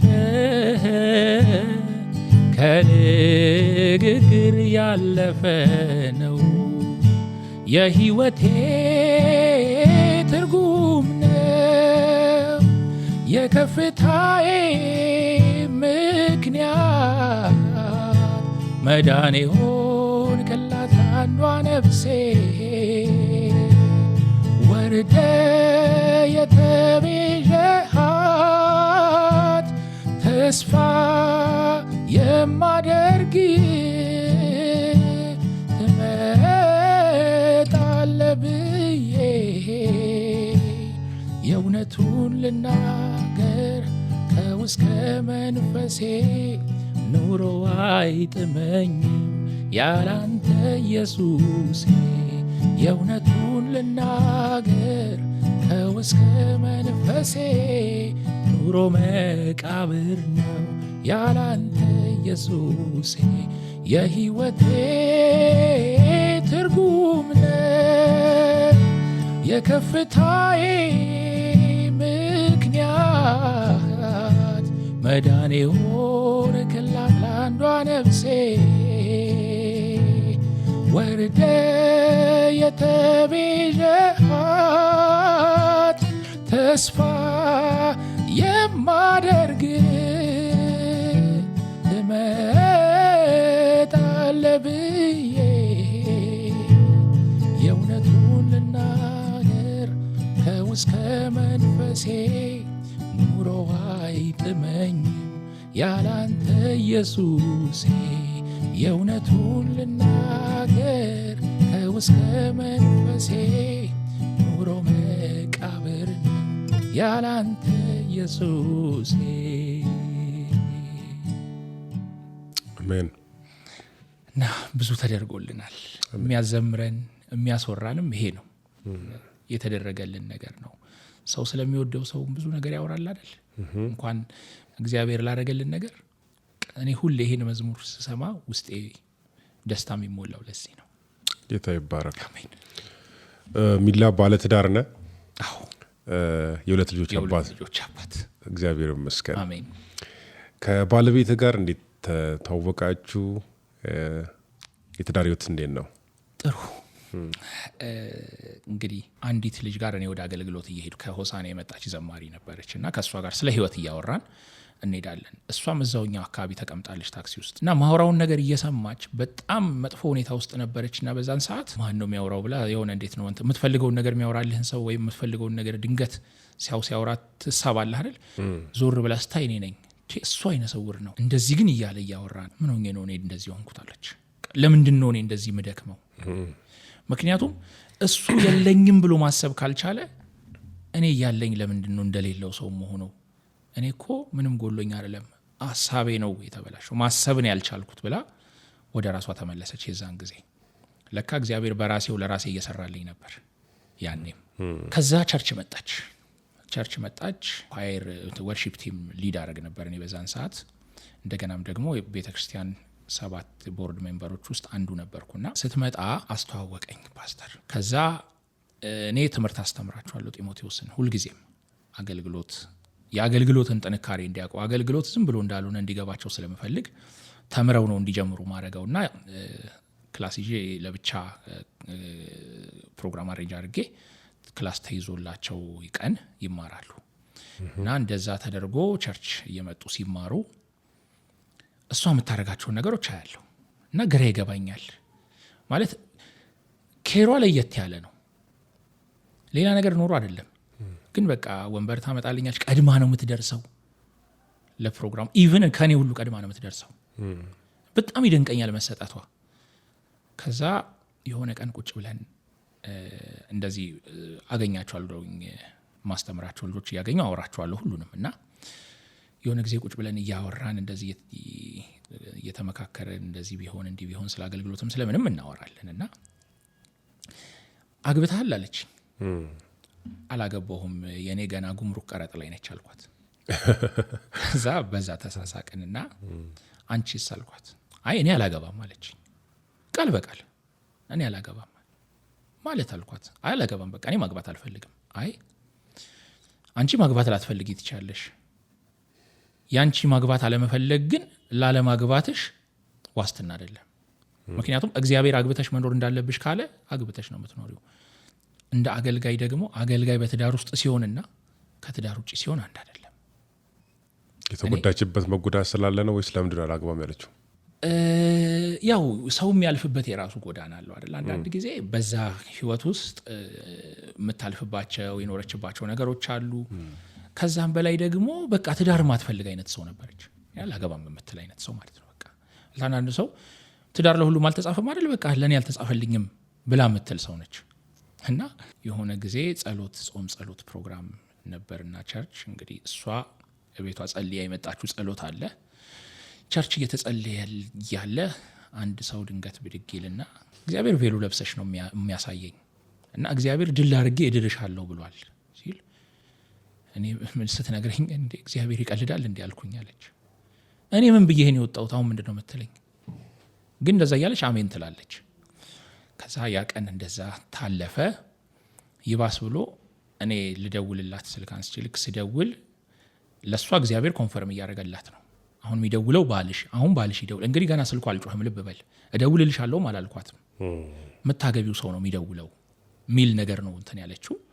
ከዛ እኔ ደወልኩኝ፣ ደነገጠች እና አወራችኝ። ያው ሴቶች ጎበዝ ናቸው በእንደዚህ አይነት ነገር። አወራችኝ። ምንም እኔ መደንገጧንም ማለቷንም ማውቀው ነገር የለም። አወራኋት፣ ናን ጨረስን፣ ዘጋ፣ ስልክ ተዘጋ። ከዛ ጌታ ሆይ አልኩኝ አለኝ። ምንድን ነው ከኔ ጋር ጀመርከው? አላገባም አልኩ፣ ታገቢያለሽ አልከኝ። ይባስ ብለህ ደግሞ እሱን ነው የምታገቢው አልከኝ። እንዴት ልኖር? ልክ ነች፣ ተገቢ ጥያቄ ነው። ምክንያቱም የማህበረሰብ ጉዳይ አለ። ማህበረሰብ ቀላል አይደለም ቻሌንጁ። ስለዚህ እንዴት አልኩኛል። እንግዲህ አንተ ካልክ፣ ምክንያቱም ማርያምን መልአኩ መጥቶ ሲነግራት እኔ ወንድ አላውቅም ይሄ እንዴት ሊሆን ይችላል አለች። ነገራት። መንፈስ ቅዱስ ይጸልልብሻል እንዲህ ነው እንዲህ ነው ብሎ ሲላት እነሆ የእግዚአብሔር ባሪያ እንደ ቃል ይሁንልኝ አለች። ስለዚህ ያ ነው የሆነው። እሺ አለች። አንተ የምታደርገውን ታውቃለህ ነው። ከዛ ኖርማል እንትን እያልን የሆነ ቀን እየቀለደች ነው። እንዴት ነው ጉምሩክ ለቀቁልህ እንዲህ አለችኝ። ከዛ አይ እንዲህ በቀላሉ ጣጣው እኮ ብዙ ነው፣ ዝም ብሎ አይለቀቅም ምናምን ነገር አልኳት። እኔ ሁሌ ጸሎቴ ምን ነበር ከዛ በፊት? እግዚአብሔር ሆይ ከሰጠኸኝ አገልግሎቴን የምትደግፍ ሴት ስጠኝ፣ ካለበለዚያ አላግባ ነው ጸሎቴ። እንደዛ ብዬ ጸልያለሁ። ከአመት በፊት አዋሳ አገልግሎት ላይ ሄጄ አንዲት ሴት አላቃት አታቀኝ ያለዛን ቀን አይቻት ማላቅ ሴትዮ መጣችና ለዚህ ሰው እግዚአብሔር ሰው እንደሚሰጠው ይነግረኛልና እግዚአብሔር ሰው ይሰጣል ብለሽ ንገሪው ትላታለች። እየሰማኋት ነው። ከዛ ልክ ዞር ስል እኔ ምን ትላታለች? መልእክቱን እግዚአብሔር ከትዳር አቅጣጫ ነው የተናገረኝ እና በትዳር እግዚአብሔር ሰው እንደሚሰጠው ንገሪው ብላታለች። የቅድሙ መልእክት ግን ገብቷል ከትዳር አንጻር ነው ስትለኝ አሜን አልኳት። እኔ ራሴ ባለመሆን እችላለሁ ብዬ ያሰብኩበት ጊዜና ያገባሁበት ጊዜ ተመሳሳይ አይደለም፣ ጭራሽ ተቀራራቢም አይደለም። ዘን እንደዛ ሆነ። ከዛ እንዲህ እየተባባልን ነገሮች እንትን አሉና መጨረሻ ላይ ኖርማሊ አወራችኝ በዚህ ጉዳይ፣ በሪሌሽንሽፕ ጉዳይ። ለቀቁል ወይ ምናምን እያለች ታሾፍብኛለች አላልኩ? የሆነ ቀን ልክ እንደዚህ አወራችኝና በቃ ያንተ የሆነችው ሴት መታለች አለች። ስለዚህ የታለች? አሁን እያወራች ነው ማለት እንደዚህ የሚባል ነገር የለም በቃ ነገርኩ። ከዛ ደነገጥኩኝ። እኔ ስልኬን አጠፋው በድንጋጤ ስልኬን ዘጋው። ከዛ በኋላ ስንትን ብዬ ጨርሻ ላይ ያው እስኪ እግዚአብሔር መቼ የሚያደርገው ነገር አይታወቅም። እኔ ደግሞ ምጎዳ ሰው አልሆንኩም። ከዛ ከመጀመሪያው ፌሊየር በኋላ ምጎዳ ሰው አይደለሁም። ስለዚህ ምን አገባኝ ብዬ እስኪ የተወሰነ ነገር ለመጀመር ሞከረው። ከዛ አወራችኝ። ምን እናወራለን፣ እንገናኛለን፣ ጀስት ሻይ ቡና እንላለን፣ ስለ ህይወት ስለ አገልግሎት እንመካከራለን፣ እንሄዳለን። እና የሆነ ቀን ምንም አልመጣልህ አለኝ ነገሩ። ደወልኩና ቀጠርኳት እንገናኝ ብዬ ቁጭ አረኳትና በቃ እኔና አንቺ ይቅርብን አልኳት። ለምን አለች። አይ አንደኛ ድጋሚ መጎዳት አልፈልግም ይቅርብን ስላት አንድ ነገር ልንገርህ አለች። እኔ ልኑርልህና እየኝ ኖሬልህ ካልሆንኩ ትተወኛለህ። በጣም እርግጠኛ ነበረች ይህንን ነገር ስትናገር፣ የሚያስደነግጥ እርግጠኝነት ማለት። ካልሆንኩ ትተወኛለህ። ይህም በተናገረች ቅጽበት ጦርነት ነው የተጀመረው። በቃ በህይወታችን ውስጥ ከባድ ጦርነት። አይሆንም ባይበዛ፣ አይቻልም፣ እሱን አታገቢም የሚል ብዙ ነገር እንዲህ እየተባለ መጨረሻ ላይ ቻሌንጆቹ በጣም እየከፉ መጡ። እቤት መሆን የማትችልበት ሁኔታ ፈጠረ አይነት ነገር አወራች። ፓስተርን አወራሁት። መጋባት አለባችሁ አለ። የደህንነት ትምህርት ምንድነው የጋብቻ ትምህርት ጀምሮ መጋባት አለባችሁ። እኔ አምናት ሬዲ በዚያን ሰዓት ማለት በ3000 ምናምን ብር ደሞዝ ታገባለህ? ነው አይሆንም አልኩኝ። ኖ በቃ መሆን አለበት። እስከዛ በቃ እሷ እኔ ጋር ትሆናለች አለ። እቤት ለሚስቱ አሳወቃት። እሷ መኖር ጀመረች። ትምህርታችንን ጨርሰን ለምን በቃ ምክንያቱም እቤት መሆን አትችል። ወጣች፣ እዛ ሆነች። አንተን ልታገባ እንደሆነ አዎ። ከዛ በኋላ በዛ ምክንያት እዛ ሆነች። እኛ እንጋባ አይደለም ባይዘው ጥያቄያችን፣ ሪሌሽንሺፕ ጀምር ያለው ከእንደዚህ አይነት ሰው ጋር ነው እና ክላስ ልትመረቅ ደርሳለች። እስክትመረቂ ድረስ ጠብቂ ቢሆን ችግር የለውም ትጠብቃለህ። ግን በቃ ኖ አይሆንም ነው። እሷ ደግሞ በፍጹም ከእግዚአብሔር ጋር አልተላለፍም በዚህ ምክንያት እግዚአብሔር ነው ያለኝ ከእግዚአብሔር ጋር ነው መሆነው ነው ትልቁ ጉዳይ። ከዛው ነው አግብታ ተሞሸራ የወጣችሁ ከፓስተር ቤት እና ቤተሰቦቿ ምንም አላሉም። በሰርጓ ቀን አልተገኙም አልነበሩም። ከዛ በኋላ ፔንፉል ነው እውነት ለመናገር ለሷ በጣም ፔንፉል ነው። ግን ደግሞ በቃ ምንም ልታደርግ አትችልም። አንዳንድ ጊዜ ከእግዚአብሔር ጋር ተስማማለህ። የሚገርምህ ነገር አሁን ላይ በጣም የምወደው ፋሚሊ የእሷ ፋሚሊ ነው። ዋው በጣም የሚቀበለኝም ፋሚሊ ነው ያላት። ለምን መሰለህ? እግዚአብሔር ስራውን ሰራ። እግዚአብሔር ነገሮችን ቀየረ። እናትና አባቷ የሉም፣ እህት ወንድሞች ናቸው ያሏት። በጣም በቃ የምወደው ቤተሰብ ሆኗል። ግን ያኔ ብዙ ነገር ነው እንትን ያለው። ከዛ በኋላ በዛ አይነት መልኩ ምንም ነገር የለንም፣ በባዶ አንድ ሳህን፣ አንድ ድስት፣ አንድ ጭልፋ፣ አንድ ፍራሽ ምናምን ገዝተን ነው። እንደውም መጀመሪያ እናቴ ቤት ነው ይዣት የገባሁት። የተጋባን ቀን ተጋባን በቃ። ከዛ እናቴ ጋር መጣች። አንድ 3 ወር እዛ ኖርን።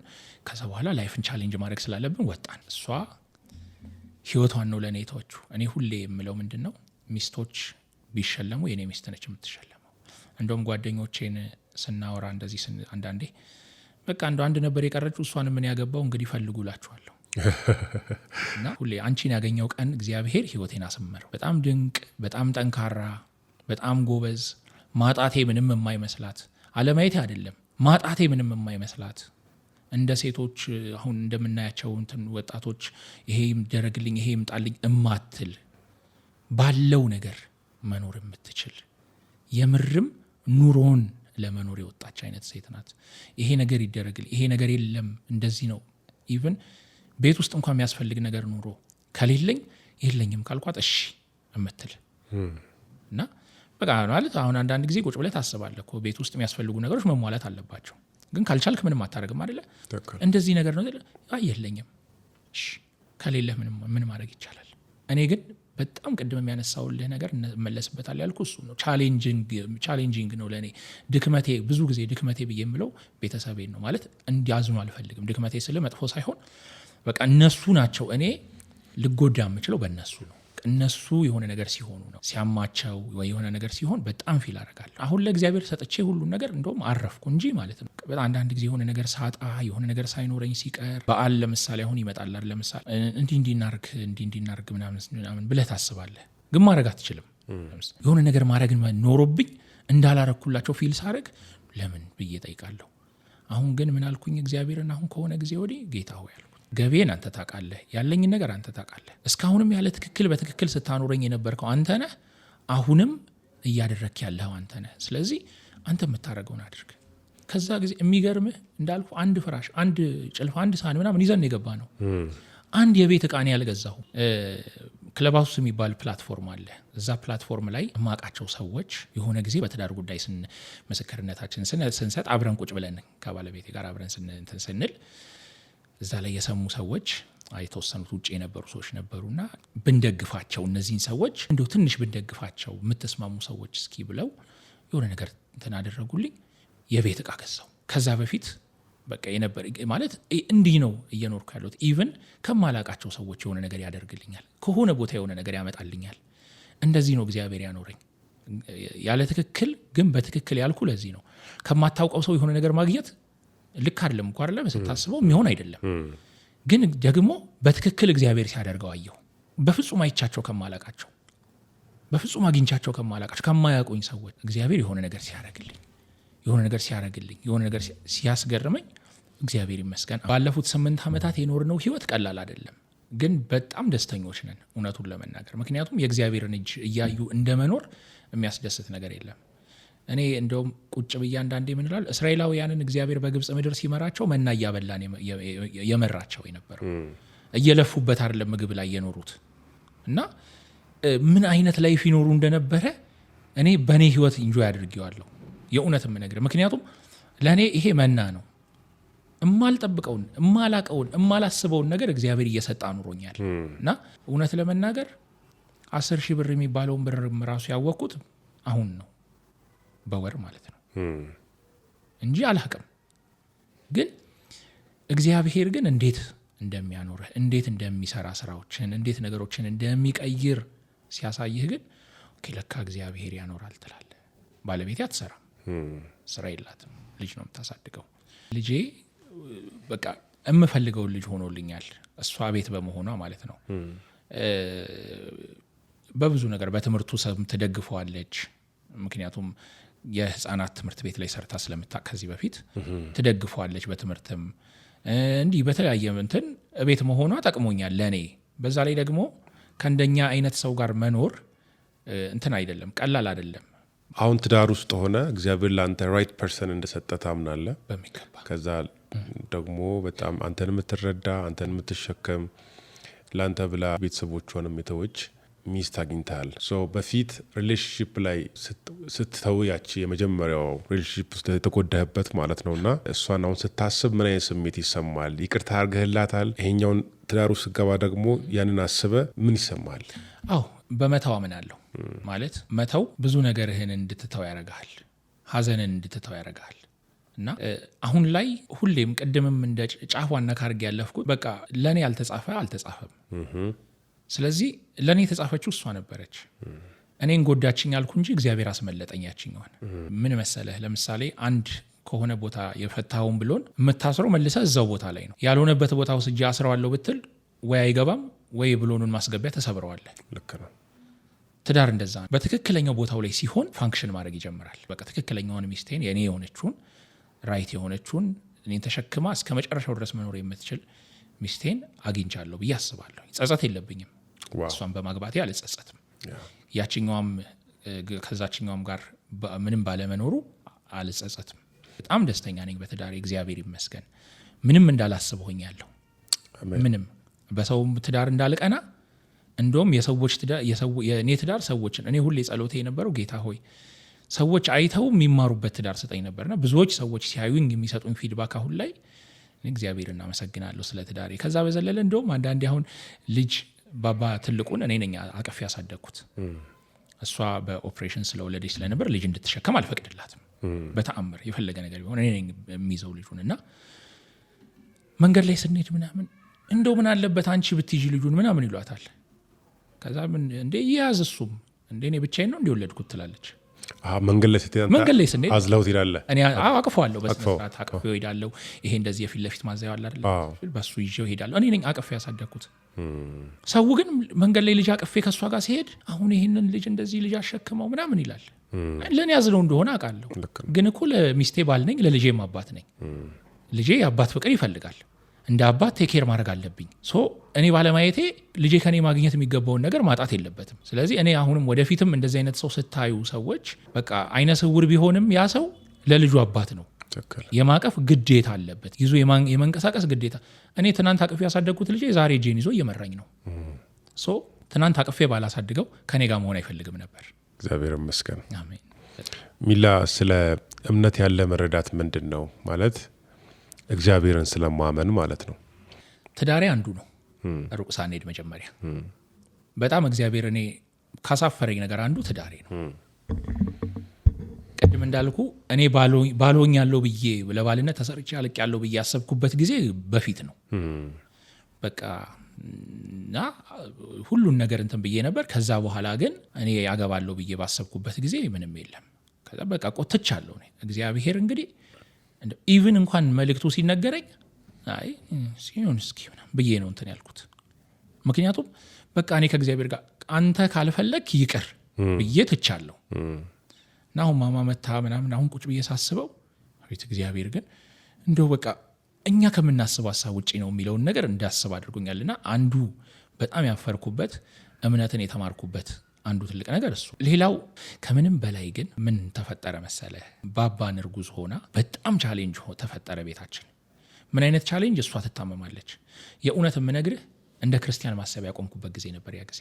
እና በቃ እንዲህ የሚያስጨንቃት ከሆነ ለምን አይቀርም እስከ ማለት ድረስ የደረስኩበት ጊዜ እርግዝናው ማለት ነው። አዎ። እና ሚስቴ ከልጄ ትበልጣለች፣ እኔ ከልጄ በላይ እሷ እንትን ትላለች እኮ። እሷ በተርፍልኝ ሌላ ይመጣል፣ ሌላ ልጅ ይመጣል፣ እሷን ባጣ ምንም አይመጣም እስከ ማለት ድረስ ማለት። ከዛ የባሰ በረታ ነገሮች። እኔ እውነቱን የምነግርህ ኤክስፔክት ያደረግኩት የማይኖር ልጅ በቃ ደምድም ያለው ልጅ አይኖርም ብዬ። ምግብ አትበላም፣ በሁለት ሳምንት አንድ ጊዜ ግሉኮስ ላይ ነች። በጣም በህይወቴ ውስጥ የተፈተንኩበት፣ ሰው አጠገቤ ያልነበረበት ጊዜ፣ ብቻዬን ያለቀስኩበት፣ እንባ አውጥቼ ምን ነው ጌታ ሆይ እንዲህ ልታሰቃየኝ ነው ወይስ ከማለት ድረስ የደረስኩ።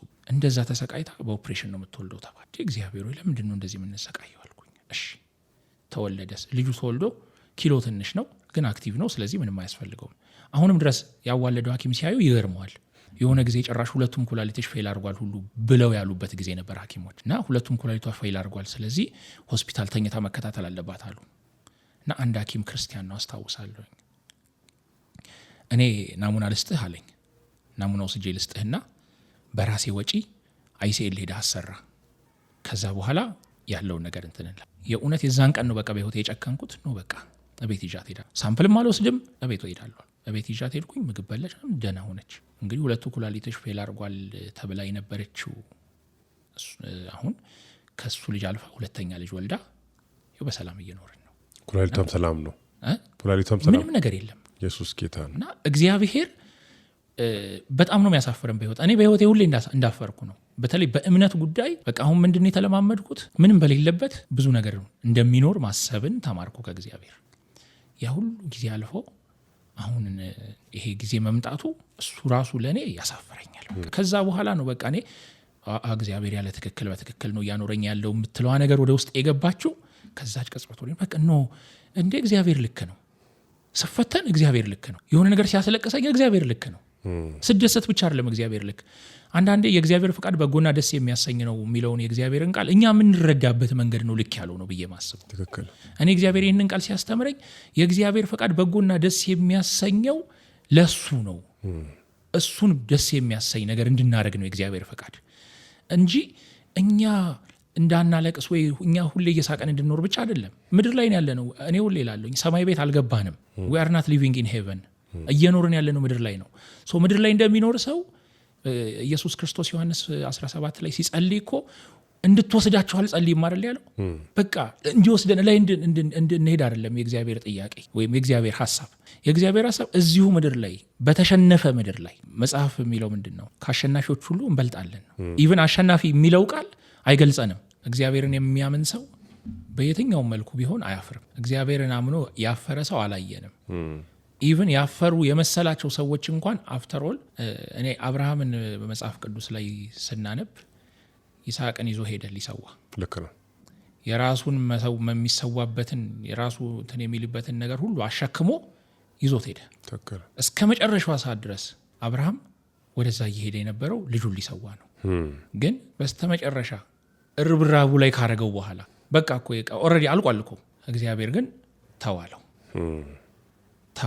ከዛ በኋላ ያ ጸሳቤቅ ታስሮ የነበረውን ምንድነው በግ አገኘና ያንን በግ መስዋዕት አደረገ። ስለዚህ ከዚህ በላይ ምንም ምልክት ምሳሌ አያስፈልገንም። እዚህ ድረስ እግዚአብሔር እስከ መጨረሻው ድረስ የሞትን መንገድ ጀምረን እንኳን እግዚአብሔር ሊመልሰን ይችላል። ኢየሱስ ክርስቶስ ላንተ ማን ነው የሚላ? እኛ ያደግነው አንድ አይን ያለው በአፈር አይጫወትም የሚል ተረት እየተተረተልን ነው አይደል? እግዚአብሔር አንድ ልጁን ኢየሱስ ክርስቶስን ወደ ምድር ሲልክ ምን እንዳሰበ ይገባናል፣ መጽሐፍ ቅዱስ ላይ ስለተቀመጠልን ማለት ነው። እና እኔ በቃ ልክ ይሄንን ከተረዳው በኋላ ምንድን ያልኩት ኢየሱስ ማለት ለእኔ አልኩ የጠፋሁበት ቆሻሻ ስፍራ ድረስ መጥቶ አግኝቶኛልና ፈላጊዬ ነው። በቃ ፈላጊዬ ነው። እኔ ደግሞ እድለኛ ነኝ። አንድ ንጉሥ አንድን ሰው ፈልጎ አንድን ተራ ሰው ምንም ያልሆነን ሰው ፈልጎ እዛ ዝቅታ ድረስ ወርዶ መጥቶ ማግኘት ቀላል አይደለም። እና ለእኔ ኢየሱስ ፈላጊዬ ነው። አዳኝ፣ የነብሴ አዳኝ ነው። ኑሮዬ ነው፣ አኗሪዬ ነው። ብዙ ጊዜ ቲክቶክ ላይ መዝሙር ትዘምራለህ። የቲክቶክ ስምህም ዘማሪው ነው የሚለው። ቸርች ውስጥም እንደምታገለግል አውቃለሁ። የተለያዩ ቸርቾች ላይ ስታገለግላ ያለውና አገልግሎት እንዴት ነው የሚል ጥያቄ መጠየቅ ፈልጋለሁ። ከዚህ ጋር ተያይዞ ግን ከጌታ የተቀበልካቸው የጻፍካቸው እየዘመርክ ያለው መዝሙሮች አሉ? አዎ መዝሙሮች አሉኝ ብዙ። እውነት ለመናገር እግዚአብሔር ይመስገን ጌታ ይሰጣል። አሁንም ከዚህ በፊት የጀመርኩት መዝሙርም ነበረኝ፣ ለመስራት የተጀመረ መዝሙር ነበርና አልበም ነው ስክሪፕ አንድ ሲንግል ነበረ እና እንደውም አንዳንድ ሰዎች አግዘውኝ ነበር እሱንም እንዲሰራ። በአጋጣሚ ግን ተጀምሮ ቆመ። ሰውየውም ከሀገር ወጣ፣ ሙዚቃውን የሚሰራው ሰውዬ ከሀገር ወጣ። በቃ ምንም እኔ እንትን አላልኩም፣ ወጣ ከሀገር እኔ ግን እንዳልኩ በጣም እግዚአብሔር ላይ ያለኝን ነገር እንትን ያለኝ በጣም በቃ እንዴ ጌታዊ ለምን አልኩ። በቃ መዝሙር ልሰራ ነው ማለት እኔ እንትኑ አይደለም ይሄ ዘማሪ ምናምን ተብሎ ባይዞ መዝሙር ሳትሰራም ልትታወቅ ትችላለህ። ልክ ነው። እሱ አይደለም እኔ ጥማቴ። እግዚአብሔር እኔ ውስጥ ያስቀመጠውን ነገር መውጣት አለበት ብዬ አስባለሁ። በቃ ማለት ሰዎች ጋር መድረስ አለበት። ለምንድን ነው ብዬ እንትን አልኩኝና በጣም ከእግዚአብሔር ጋር ልጋጭ ሁሉ ነበረ። ግን መንፈስ ቅዱስ ነው ጊዜ አይደለም አለኝ። በቃ ጊዜው ስላልሆነ ነው። ጊዜው ሲሆን በድንገት ይሰማ። በቃ አሁን ግን ጊዜ አይደለም እና ብዙ ምሳሌዎችን ሰጠኝ። ተሰርተው ያልተሰሙ አልበሞችን የሚባክን ነገር እግዚአብሔር በእኔ እንዲሰራ ስላልፈለገ ነው ብዬ አምኜ ቁጭ አልኩና መዝሙሮች አሉኝ። እግዚአብሔር ይመስገን፣ እግዚአብሔር ሰጥቶኛል። ያው ጊዜያቸውን ይጠብቃሉ። ነገሮች ከባድ ናቸው እንደምታውቀው። በአሁን ሰዓት እንኳን ወራዊ እንትን ኖሮ ይቅርና መዝሙር መስራት በአሁን ሰዓት ቀላል የሚባል አይደለም። ግን ደግሞ በእግዚአብሔር ላይ እምነት እንዳለኝ አውቃለሁ። የሰጠኝ እግዚአብሔር የሆነ ቦታ ላይ ቁጭ እንዲል አይደለምና እግዚአብሔር የሆነ ጊዜ እንዳለው አውቃለሁ። የሆነ ጊዜ ይወጣል። እስከዛ ድረስ ግን እንግዲህ እግዚአብሔር በረዳኝ መጠን እኔ ከመቀበል አልቦዝንም። እግዚአብሔር እስከሰጠኝ ድረስ ከመቀበል አልቦዝንም። በዚህ አጋጣሚ እንደውም ምለው ምንድነው ሰው ብዙ ጊዜ ምን ይላል መሰለ፣ በተለይ በአሁን ሰዓት ከበር አይደል የሚሰሩት መዝሙሮች፣ ብዙዎቹ ከበር ነው ሰው እየሰራ ያለውና የሆነ ጊዜ ቁጭ ብዬ እንደ እግዚአብሔር ጨረሰ እንደ ከበር እየሰራን ያለ ነው የሚል ነገር እንትን አልኩኝ እና ነው እግዚአብሔር አልጨረሰም። ግን የእግዚአብሔር ጊዜ የሚጠብቁ ሰዎች ግን እንዳሉ፣ እኔም የእግዚአብሔርን ጊዜ ነው እየጠበቅኩ ያለሁት። ፋይናንሻሊ ነገሮች ከባድ ናቸው በአሁን ሰዓት ላይ። አሁን እሱን የማስብበት ሁኔታም ላይ አይደለም እንትን ያልኩት። ማለት የሆነ እድሉን አግኝተህ ካልሰራህ በስተቀር በአሁን ሰዓት ከባድ ናቸውና እግዚአብሔር ጊዜውን እንዲያመጣ አይውሽ ደግሞ ይመጣል፣ እሰራለሁ ብዬ አስባለሁ።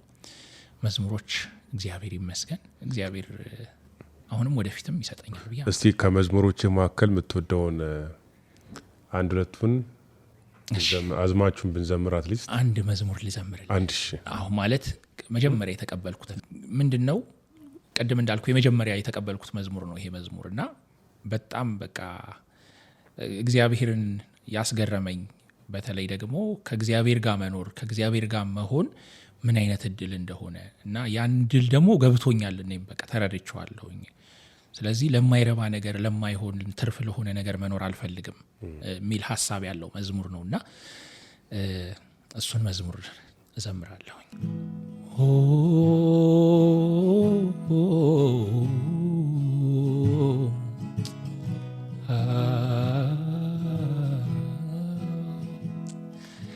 እድል ሰተኸኝ ስላንተ እንድናገር ድንቁን ስራህን ያረከውን ታምራቱን እድል ሰተኸኛል ስላንተ እንዳወራ ጌታዬ ልትቆም ወደሃል ከኔ ጋራ እድል ሰተኸኝ ስላንተ እንድናገር ድንቁን ስራህን ያረከውን ታምራቱን እድል ሰተኸኛል ስላንተ እንዳወራ ጌታዬ ልትቆም ወደሃል ከኔ ጋራ ኢየሱስ አንተ ትልቅነ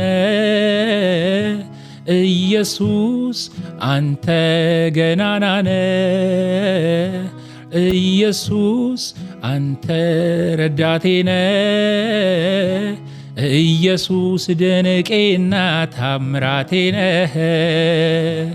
ኢየሱስ አንተ ትልቅነ ኢየሱስ አንተ ገናናነ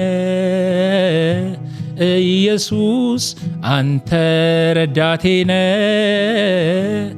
ኢየሱስ ድንቄና ታምራቴነ አንተን አግኝቼ በሕይወት መኖር ለኔ እጅግ ግሩምና ድንቅ ነው ጌታዬ። ለምንድነው ብዬ ራሴን ስጠይቀው ለካ ቃል የሚለው ሌላ ሁሉ ትርፍ ነው። ለምንድነው ብዬ ቃልህን ሳነበው ለካ ቃል የሚለው ሌላ ሁሉ ትርፍ ነው። አልኖርም ለትርፍ ነገር ዋናዬን ሳላስከብር ለኔ ሲለያል ያንተ አምላኬ ክበርልኝ አንተ ክበርልኝ ክበርልኝ ክበርልኝ ክበርልኝ ክበርልኝ ክበርልኝ ክበርልኝ ጌታ ክበርልኝ ንገስልኝ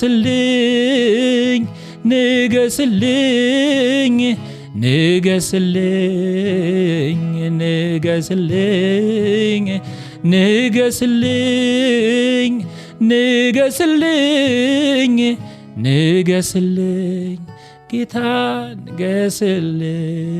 ንገስልኝ። ጌታ ይባርክ።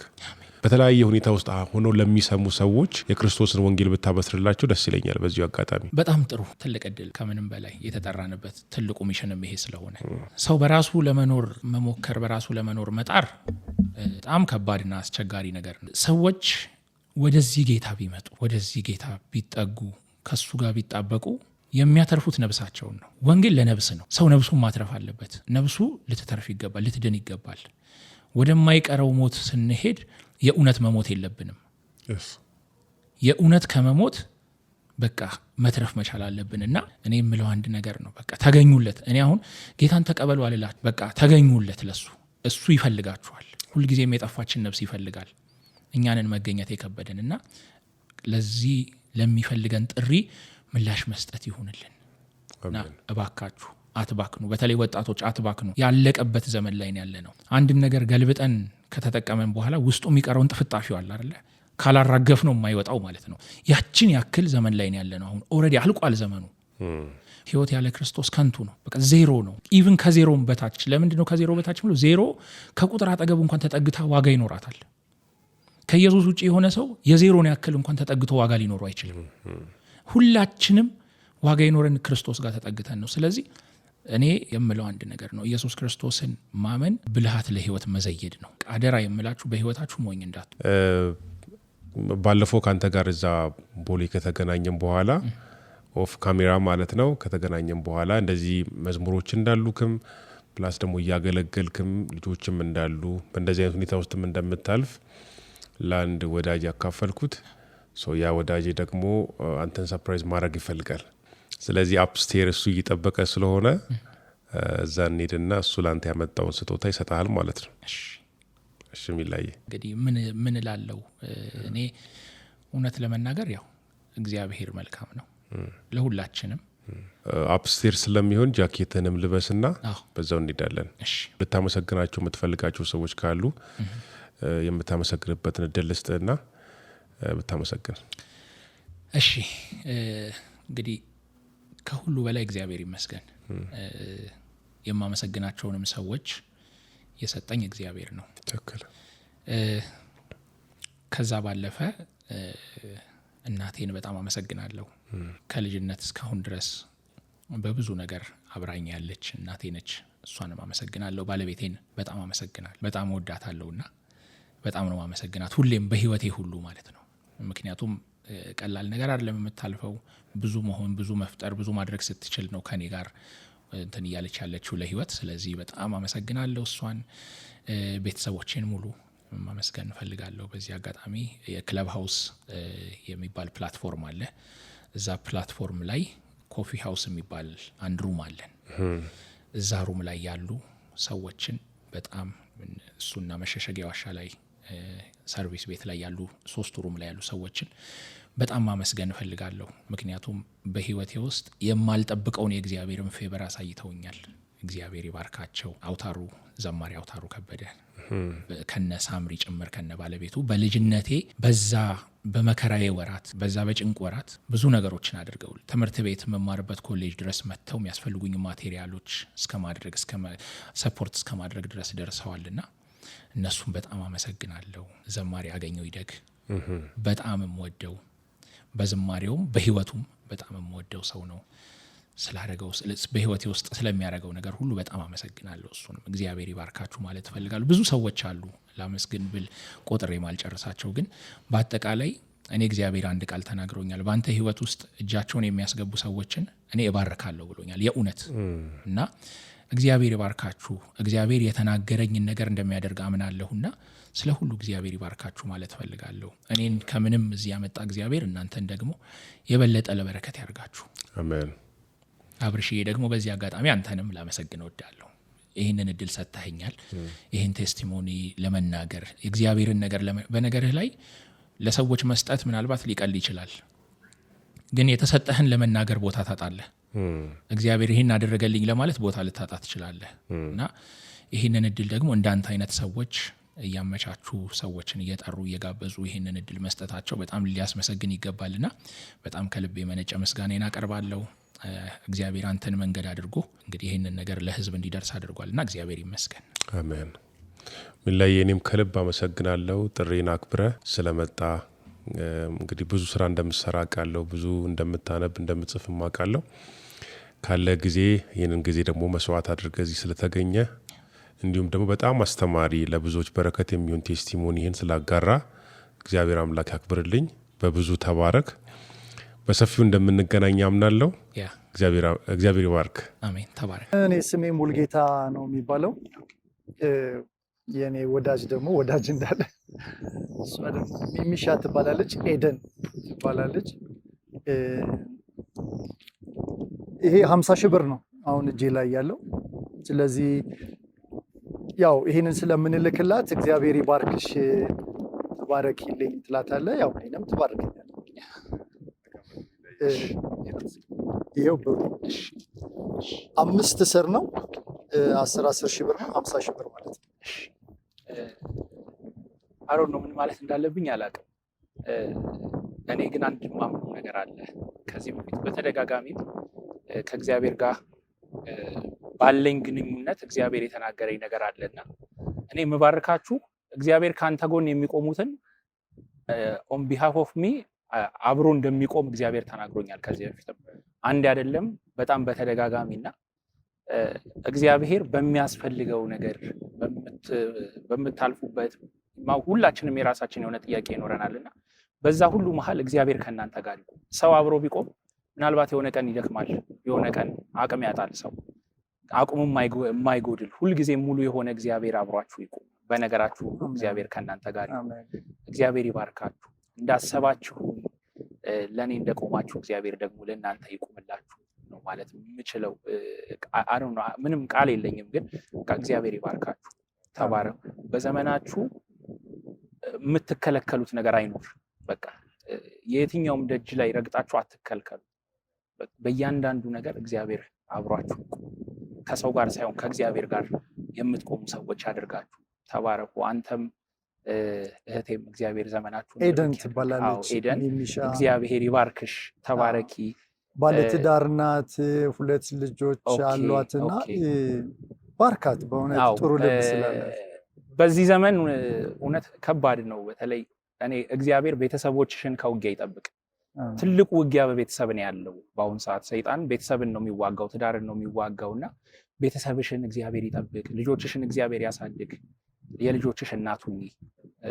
መውለድን ብዙዎች ይወልዳሉ፣ እናት ሆኖ ማሳደግ ግን ትልቅ ነገር ነው እና እግዚአብሔር ለልጆችሽም እናት ያድርግሽ፣ ለቤትሽም እግዚአብሔር።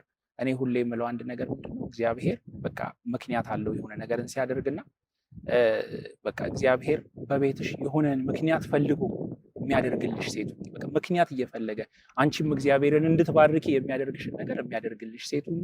እግዚአብሔር ይባርክሽ። ተባረኪልኝ፣ ቤተሰቦችን፣ ስራሽን፣ ነገርሽን ሁሉ እግዚአብሔር ይጠብቅ ነው ማለት የምችለው። ተባረክ። አብርሽንም እግዚአብሔር ይባርክ። እሱ ነው መንገድ የሆነውና ከእግዚአብሔር ቀጥሎ እውነት ለመናገር ወደ አንተ ያመጣን እሱ ነውና አብርሽ አገልግሎትንም ቤተሰብንም እግዚአብሔር ይባርክ። ይሄንን ልብህን ለዘላለም እግዚአብሔር ይጠብቅልህ።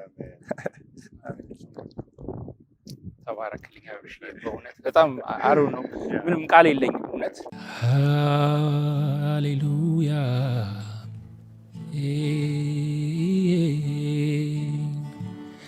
አንተን ካገኘው ጀምሮ ሕይወቴ ባንተ አምሮ የፍቅርህን ብዛት